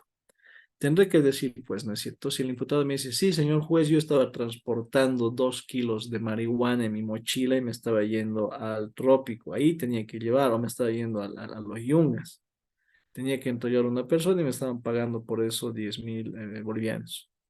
Ese reconocimiento tendré que verlo con mis pruebas, ¿no? Y fundamentar y decir, ciertamente el imputado ha manifestado que estaba transportando. Ahora, de acuerdo a la jurisprudencia, el transporte de sustancias controladas es un delito que se consuma de forma instantánea. No es necesario que tenga que hacer la entrega de la sustancia controlada al destinatario. Bastará que él tenga conocimiento que lo que está transportando es sustancias controladas, ¿no es cierto? Entonces, él partiendo de su reconocimiento, tengo que contrastar con todo lo que se le ha encontrado, actas de secuestro, pesaje de sustancias controladas, la mochila, el pasaje. Eso que establece una vinculación que ciertamente el imputado estaba viajando. ¿Dónde fue el imputado aprendido? En la terminal, a punto de abordar, digamos, una flota. Tenía su pasaje, estaba con la mochila, tenía el dominio del hecho, en consecuencia, efectivamente estaba transportando, ¿no es cierto? Ese era el verbo rector que él estaba cometiendo. Entonces, ahí estoy estableciendo una vinculación de su declaración con los elementos de prueba y con la norma jurídica, ¿no es cierto? Y que va a dar como resultado la imposición de una pena mínima de 8 años que el fiscal puede haber solicitado, ¿no? 8 años como la pena mínima por transporte de sustancias controladas. Antes, por favor, hay un punto muy importante, el tema de la audiencia. Hay muchos puntos, ¿no es cierto?, importantes. ¿Cuál es la dinámica, cuál es la hermenéutica de la audiencia en el procedimiento abreviado? La norma nos da los parámetros, ¿no? Si vemos el 374 nos dice la autoridad fiscal, se le concede la palabra y fundamenta, ¿no? Nos dice por esto, el imputado ha sido sorprendido en tal lugar, transportando una mochila negra, tantos kilos de cocaína o de marihuana, y él ahora va a referir que ciertamente los estaba transportando y el Ministerio Público va a pedir de repente una recalificación por un delito de tráfico inicialmente de transporte, una pena más benigna, ¿no? 8 años, la mínima en transporte, es mucho más beneficioso que una de 10 años por tráfico. Entonces, la autoridad fiscal solicita 8 años de repente, ¿no? Entonces, luego se le concede el uso de la palabra al imputado, ¿no? Se dice, ve, señor, póngase de pie, sus generales de ley, es usted casado, soltero, nombre completo, a qué se dedica, todo aquello. Y se le explica, ¿no? Se le dice, mire señor, hay dos procedimientos, el procedimiento oral ordinario y el procedimiento abreviado. En el procedimiento oral ordinario, usted tiene aquella posibilidad de poder defenderse, de presentar sus elementos de prueba, solo que usted, al término del juicio, no sabe qué pena se le va a imponer, ¿no? Porque el tribunal tiene que deliberar, verificar si evidentemente es como dice el Ministerio Público que tiene la carga de demostrar esa acusación en su contra. Se va a dictar una sentencia que puede ser de condena o puede ser de absolución, no sabemos. No sabemos si se dicta una sentencia de condena, cuánto de pena se le va a imponer, por qué delito se le va a imponer. Contrario a este procedimiento oral ordinario, en el que usted tiene la posibilidad, lógicamente, de defenderse, existe el procedimiento abreviado que acorta, simplifica ese procedimiento, ¿no? A partir del reconocimiento de la culpabilidad que realice el imputado, se realice usted, se le indica, ¿no? El tribunal va a dictar una sentencia, pero esa sentencia usted sabe de antemano cuánto es la pena a la que le vamos a condenar, ¿no? Si el fiscal ha pedido 8 años, tenga la seguridad de que va a ser solamente 8 años. Entonces se le explica aquello, ¿no? Y se le pregunta, ¿no? Si está de acuerdo con someterse al procedimiento abreviado. El imputado nos dirá, sí, bueno, ya. Este reconocimiento que usted lo hace es libre y voluntario. Claro que sí, nos dirá muy bien. Entonces, ¿qué es lo que usted ha hecho? En palabras claras, sencillas, es cierto lo que dice la autoridad fiscal y se le concede la palabra al imputado. El imputado nos dirá, ¿no? En su propio léxico. Sí, yo estaba transportando, me compré un pasaje en la mañana, me he comprado un refresco, he desayunado, luego me han dado la mochila y sí me han dicho que ahí había que ahí estaba el bollo de la sustancia, esta, del narcótico, entonces yo tenía que llevar, me estaban pagando 2.000 bolivianos ahorita y los 2.000 al llegar.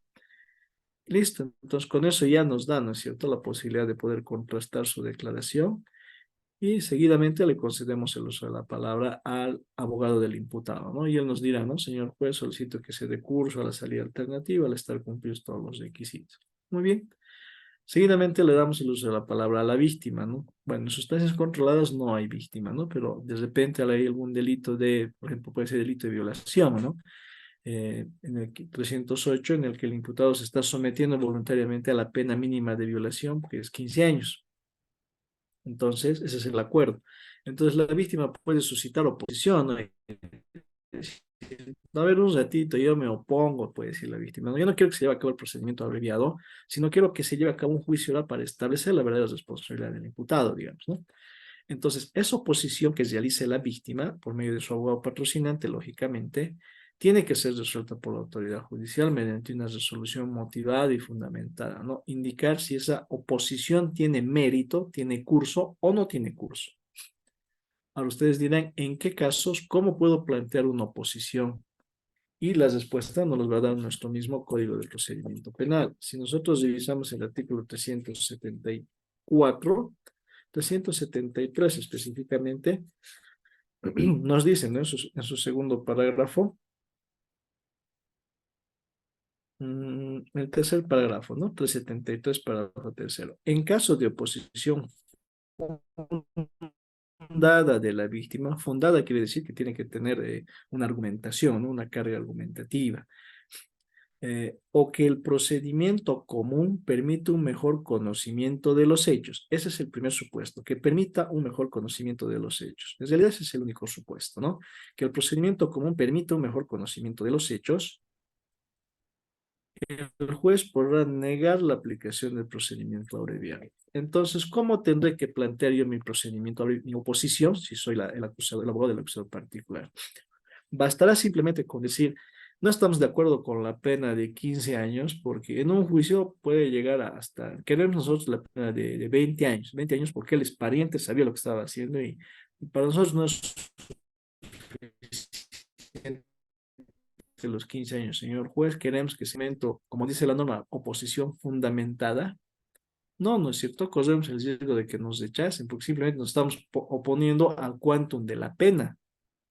No queremos los 15, que es la mínima, queremos que se le aplique la máxima, pero no decimos por qué. O si decimos por qué, estamos indicando porque es familiar, digamos, ¿no es cierto? Pero esa no es la forma de plantear una oposición. Y la norma lo dice, ¿no? Cuando el procedimiento común permite un mejor conocimiento de los hechos.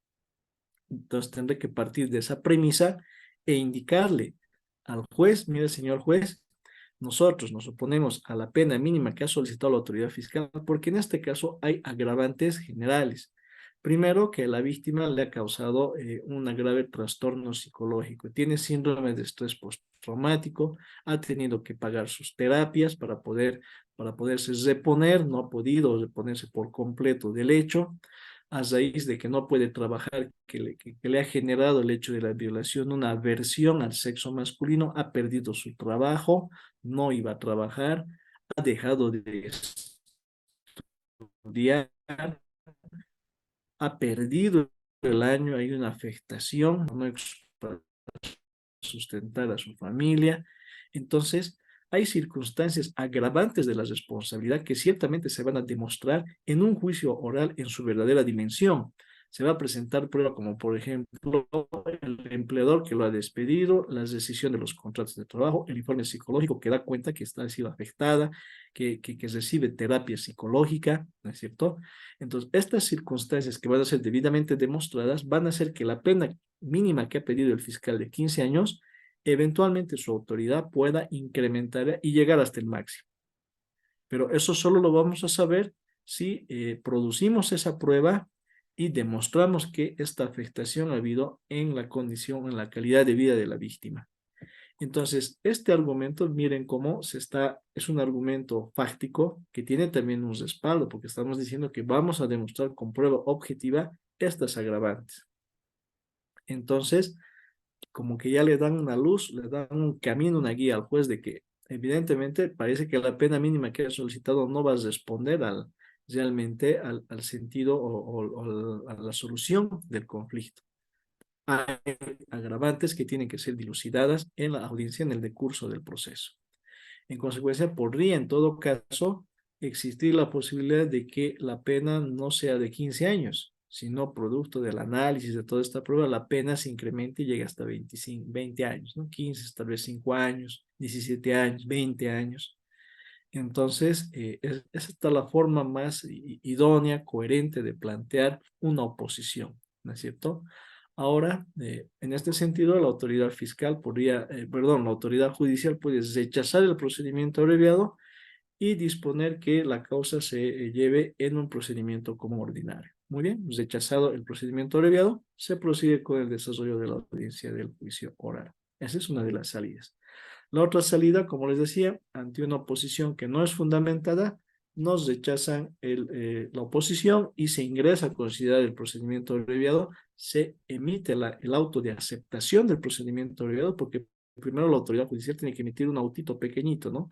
En el que dice, verificados los requisitos, el imputado aceptado, la autoridad fiscal ha solicitado 20 años, el abogado del imputado ha manifestado su conformidad, pese a que ha habido oposición de la víctima, esta ha sido ya tramitada y resuelta. En consecuencia, se acepta la solicitud de procedimiento abreviado y se pasa a dictar la correspondiente sentencia y se dicta la sentencia, ¿no? Con imposición de la pena. Ahora, ciertamente la resolución de rechazo de la oposición al procedimiento abreviado que haga la víctima, así así no tenga fundamento, digamos, pero que el juez nos ha rechazado, es apelable, ¿no? Porque por mandato del artículo 180 y la sentencia constitucional 1008 quebrado 2014, si mal no recuerdo, todas las resoluciones judiciales son apelables, ¿no? Es la garantía de impugnación que está prevista en la Constitución Política del Estado, en su artículo 180. Entonces, al ser una resolución emitida por un juez, puede apelarse perfectamente. El tema es si esta resolución apelable es típica o atípica, ¿no? Si se encuentra dentro de las resoluciones que es permisible la apelación en el artículo 404. Ciertamente no está dentro de ese tipo de resoluciones, en consecuencia corremos siempre, bueno, a la suerte o el riesgo de que sea declarada inadmisible, ¿no es cierto? Pero de todos modos se tiene que conceder, se tiene que tramitar la apelación en estos casos. No hay una previsión, no lo dice la norma, ¿no? Que cuál es la resolución, si es apelable o no, el auto que rechaza la oposición al procedimiento abreviado no lo van a encontrar, pero se tramita conforme, lógicamente, cualquier recurso, ¿no? Se envía alzada ante la sala penal y en la sala penal ya definiremos, ¿no? Si es admisible o es inadmisible. Ahora, ¿será que el juez, la autoridad judicial, pese a que la autoridad fiscal le ha pedido y es parte del acuerdo, una pena, póngale en el caso de, en delito de, vamos a ver, un delito de estafa, que es de 1 a 5 años, ¿no? Si han llegado a un acuerdo entre Ministerio Público, imputado y abogado defensor para la imposición de la pena por el delito de estafa de, digamos, 4 años de repente, ¿no? Tal vez así han acordado, 4 años. Muy bien, entonces la autoridad fiscal le pide al juez que se imponga la pena de 4 años en sentencia en procedimiento abreviado. La autoridad judicial, por disposición de la norma, porque esta es una potestad reglada que está en la norma, no puede imponer una pena más allá de la solicitada por el Ministerio Público. No puede imponerle 5 años si el Ministerio Público le ha pedido 4 años. Si el Ministerio Público le ha pedido 3 años, no puede imponer 4, no puede imponer 5. Ese es el límite, ¿no? Si el Ministerio Público le pide 3, la autoridad judicial tendrá que imponer los 3. No puede imponer 4 años. Hay una previsión específica en la norma. Pero no dice nada de imponer menos, ¿no es cierto? Ahí no hay prohibición. Y se han dado casos en los que si bien la autoridad fiscal, por ejemplo, en delitos de estafa, ha solicitado 4 años, la autoridad judicial ha hecho un análisis integral de los documentos, de las pruebas, y ha verificado que uno, es el primer delito del imputado. Dos, el imputado tiene 24 años, persona joven. Tres, el imputado tiene familia que mantener, 2 hijos, viven con él. Cuatro, en cierta medida el imputado ha tratado de reparar el daño causado, el dinero que le han estafado a la víctima le ha devuelto por lo menos un 20% de lo estafado. Entonces ha asumido nomás una actitud reparatoria, aunque sea ínfima, con relación al dinero estafado. Entonces, estas circunstancias pueden ser analizadas por la autoridad judicial y apartarse de los 4 años de pena que ha solicitado y darle menos, de repente 3 años.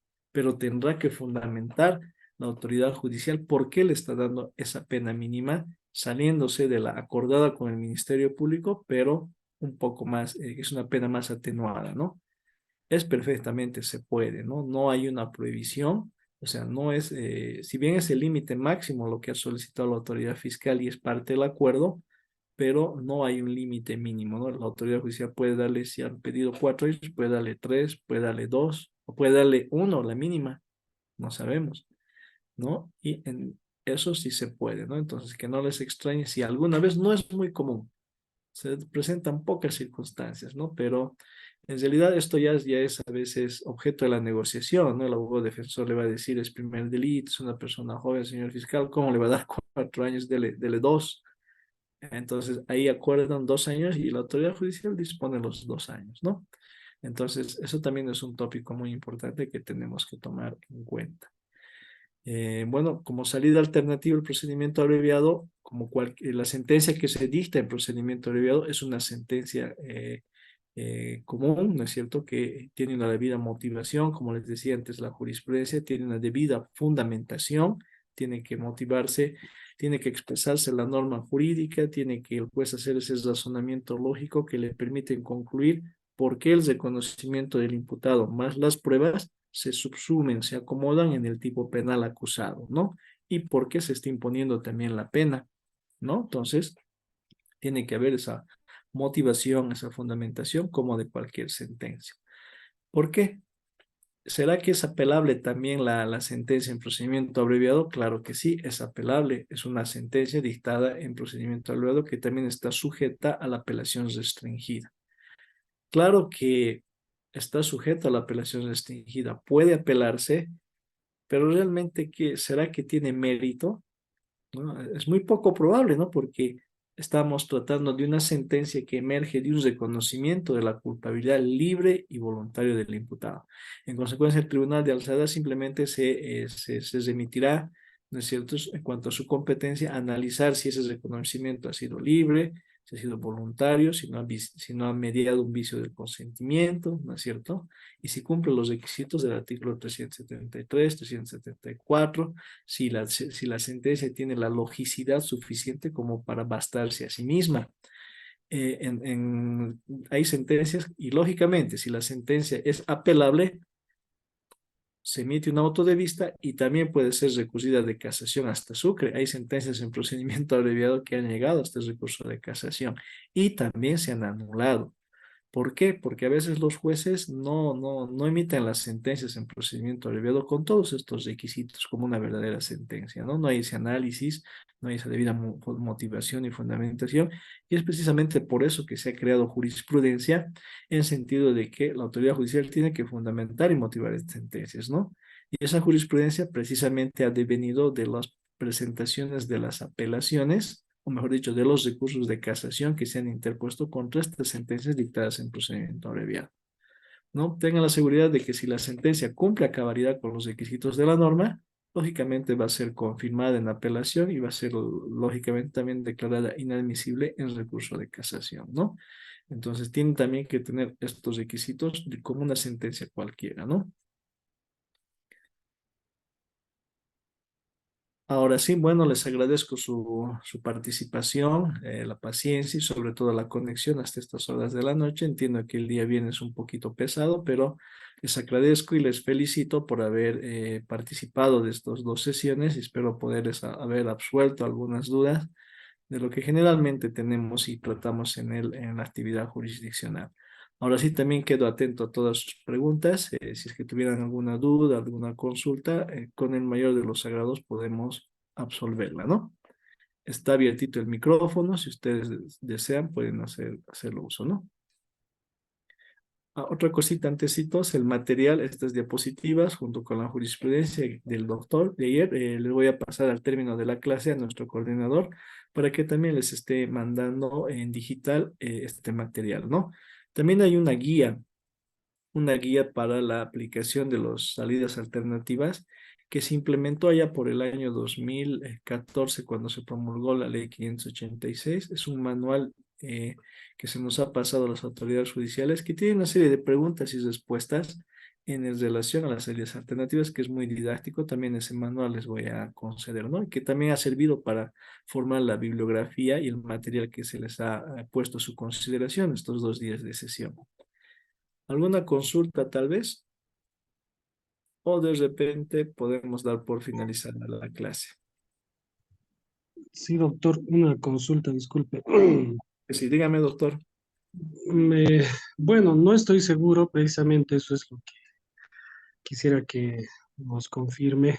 Ujú, Cuando en esta salida alternativa de del procedimiento abreviado, ujú, bueno, a veces el imputado por la desesperación o por la preocupación ujú. decide someterse a esta salida alternativa, pese a que no existe elementos suficientes, digamos, que puedan demostrar su culpabilidad.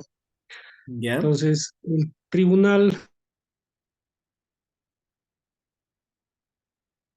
de hacer esto o decidir que el proceso continúe o que no se dé curso a esta salida alternativa, Ujú. viendo que no existen suficientes elementos que demuestren la culpabilidad del imputado, o es que a pesar de eso, el tribunal, ante la solicitud del Ministerio Público y la aceptación de la víctima, necesariamente tiene que aceptar esta salida alternativa.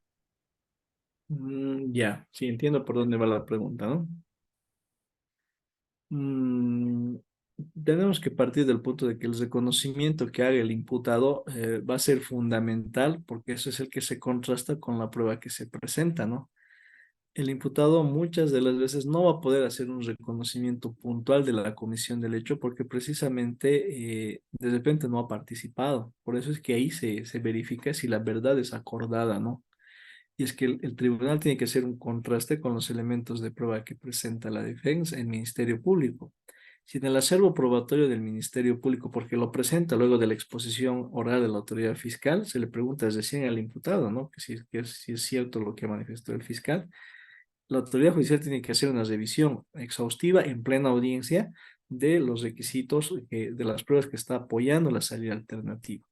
Si de esa revisión cursa que no tenemos certificado médico forense, puede ser trata un delito de lesiones, no tenemos el certificado médico forense que acredita las lesiones. O sea, ya empieza a fallar uno que otro elemento, una que otra prueba nos empieza a faltar para demostrar elementos constitutivos del tipo penal acusado.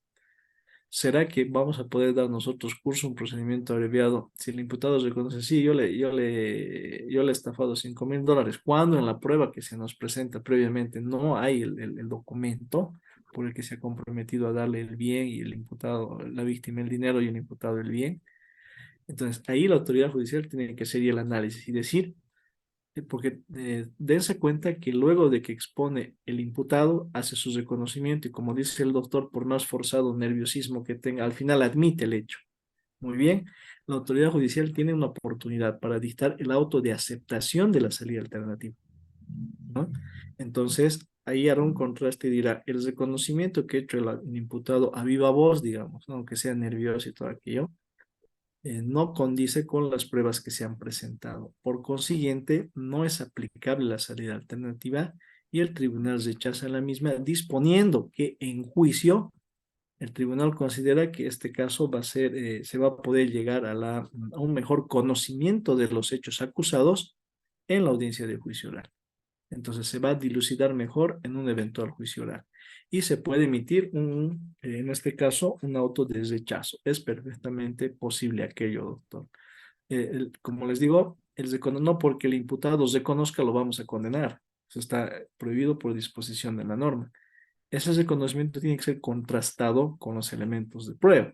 Si de la revisión que se haga de los elementos de prueba el tribunal advierte que ciertamente no condice con el reconocimiento que ha hecho el imputado, entonces ciertamente el procedimiento común va a permitir un mejor conocimiento de los hechos, sea para que se dicte una sentencia de condena o para una sentencia de absolución. Y nos ha pasado alguna vez, ¿no? Cuando El imputado como que decía sí a todo, pero no decía cómo ha cometido el hecho, todo. Y en el acervo probatorio, ciertamente había muchas omisiones probatorias, había una falta de debida diligencia investigativa y no por eso podíamos haber forzado una sentencia de condena por el reconocimiento del imputado, ¿no? Llevamos a cabo, como dicen, un juicio con todas las de la ley, se introdujo la prueba en la fase probatoria y en consecuencia, al no haberse creado la convicción en el tribunal respecto a la existencia del hecho, o mejor dicho, a la probabilidad de autoría del imputado, se emitió una sentencia de absolución, artículo 363, numeral 2, ¿no? Entonces, se resuelve de esa forma, doctor. Es posible, Gracias, doctor. Sí. Gracias. no se preocupe. Bueno, una consulta más, si me permite. Claro, claro, doctor. Eh, bueno, en el caso de que el imputado se someta a esta salida alternativa, al procedimiento abreviado, Ujú. y se puede ser susceptible igual de la interposición posteriormente de una revisión extraordinaria de la sentencia. Es posible también esto? Ah, qué interesante. Claro que sí, doctor. ¿Por qué? Le pongo como un ejemplo, a ver si es que no lo tenemos, si es que no lo recuerdo. Aquí es que también el ejemplo era desde la pandemia, nos ocurrió algo así parecido. Vamos a revisar las causales de revisión extraordinaria de sentencia. Hay una causal bien interesante que se ha dado a raíz precisamente de la época de la pandemia, ¿no es cierto? De allá del COVID allá por el año 2020. Vamos a ejemplificar de repente esta peculiaridad, porque se ha presentado solo aquella vez también, ¿no? Bueno, precisamente a raíz de esta situación de la emergencia sanitaria. A ver, vamos a ver el artículo relativo a la revisión extraordinaria de sentencia. Vamos a revisar. Ujú. Revisión extraordinaria de sentencia. Si algún colega de repente puede colaborarnos con la búsqueda, porque eso está concatenado con los delitos contra la salud pública. Vamos a hacer un ejemplo para ver cómo se ha resuelto esta problemática en aquel entonces. Delitos contra la salud pública. Un segundito, por favor.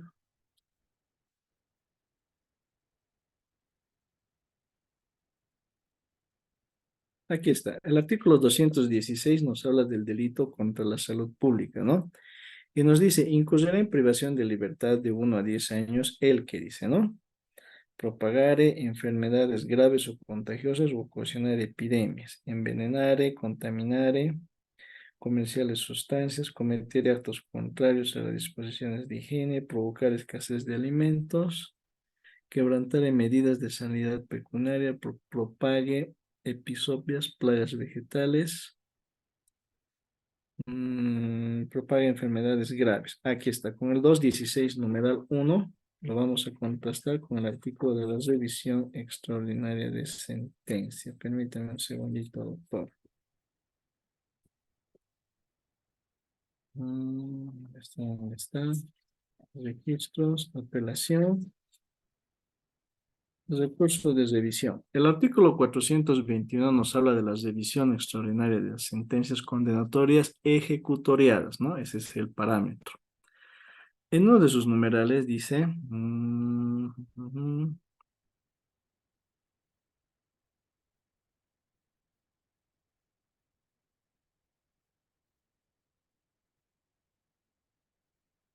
el 4, cuando después de la sentencia sobrevengan hechos nuevos, se descubran hechos preexistentes o existan elementos de prueba que demuestren que el hecho no fue cometido, que el condenado no fue autor o partícipe de la comisión, que el condenado no fue partícipe de la comisión del hecho, que el hecho no sea punible, ¿no es cierto? Entonces, vámonos al tema de cuando el hecho no sea punible.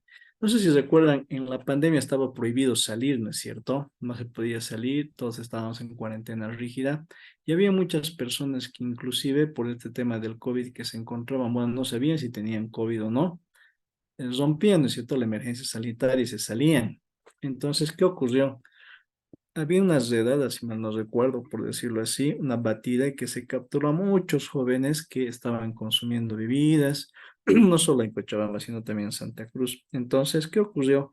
El Ministerio Público les inició un proceso penal por delitos contra la salud pública, invocando el artículo 216, ¿no? Numeral uno, por propagar enfermedades graves contagiosas. ¿Cuál era esa enfermedad grave contagiosa? El COVID, puesto que todos estos jóvenes que se los ha agarrado les han hecho la prueba y tenían COVID, ¿no es cierto? Entonces, una suerte de poder, qué sé yo, tal vez política criminal o en su caso el Ministerio Público aplicar, como se dice, un procedimiento ejemplarizador, se sometieron muchos de ellos a procedimientos abreviados, todos ellos por el delito contra la salud pública. ¿No es cierto? Aquí, de acuerdo a su pena, dice de 1 a 10 años. Se sometieron todos a las penas de 2 años, 3 años para aplicar el beneficio de la suspensión condicional del proceso y de la pena. Se ejecutoriaron sus sentencias, pero ya tenían una sentencia de condena que estaba registrado, ¿no es cierto? Posteriormente, si mal no recuerdo, uno de ellos planteó, pese que ya inclusive ya estaba ejecutoriado, planteó el recurso de revisión extraordinaria de sentencia, porque decían que en este caso el hecho no puede ser punible por cuanto muchos de los jóvenes no tenían conocimiento, o sea, dolosamente muchos de ellos no tenían conocimiento que tenían el virus, ¿no? El COVID-19, pero solamente habrían roto una regla sanitaria de salir, ¿no es cierto? Nada más, que era una penalidad administrativa inclusive, y que no conllevaba el dolo específico que establece el artículo 216. O sea, el 216 sanciona a la persona que teniendo conocimiento de que tiene una enfermedad sale y contagia. Ahí está el dolo, ¿no? Conocimiento y voluntad. Pero atendido a que eran muchos los arrestos y el Ministerio Público a todos, como dicen, ¿no? Los metió como gatos a todos en la misma bolsa, aplicó procedimientos abreviados para muchos de ellos. Claro que muchos de ellos fueron sometidos a las pruebas y ni siquiera sabían que tenían COVID y que por eso salían, ¿no es cierto? Que los síntomas se presentaban creo que 4 o 5 días después. Entonces, no había el elemento nuclear del dolo, ¿no es cierto? No sabían que tenían eso. Y como no había ese elemento nuclear, entonces ya faltaba uno de los requisitos para que sea considerada punible su conducta. En consecuencia, pese a que tenían sentencia ejecutoriada en procedimiento abreviado, plantearon la revisión extraordinaria de sentencia sobre la base de este numeral, ¿no? Que el hecho no sea punible. Después de las sentencias, recién se han dado cuenta que antes de someterse al abreviado, ellos podían haber alegado que no tenían conocimiento de que tenían el COVID-19. Entonces, creo que unas 2 o 3 sentencias en procedimiento abreviado fueron planteadas demandas de revisión extraordinaria, ¿no? Y lógicamente el resultado sí no lo tuvimos, ¿no? No pudimos conocerlo, pero eso nos ha demostrado que procedimentalmente sí procede. Y miren, emergente de una sentencia en procedimiento abreviado, ciertamente se puede lograr una revisión extraordinaria de sentencia siempre y cuando cumplan estos requisitos, porque la revisión extraordinaria de sentencia es una nueva demanda, ¿no es cierto?, que se plantea. Entonces, concluimos que es perfectamente aplicable. Gracias, doctor. Listo, doctor, no se preocupe. Bueno, les agradezco a todos los participantes, colegas, abogados que se hayan dado el tiempo, como les decía, para poder estar conectados a esta sesión. Y bueno, agradecer también a Mauricio y hacer también efectivo el compromiso de pasarles las diapositivas, la jurisprudencia y el material, las guías que se nos proporcionan a nosotros para la actividad laboral y que también sea parte de todos ustedes, ¿no? Muchas gracias a todos, gracias Mauricio, y bueno, eventualmente podemos vernos de repente en algún otro curso, en alguna otra actividad que el grupo educativo tenga previsto, ¿no? Muchas gracias a todos y les deseo muy buena noche. Muchas gracias, Una doctor. brillante ponencia, doctor. Gracias, Hasta doctor. luego. Hasta luego, doctores, un gusto, Mm. un placer. Hasta luego. Una brillante ponencia, doctor. Muchas gracias. Gracias a ti, Mauricio. Que tengan buena noche. Hasta luego.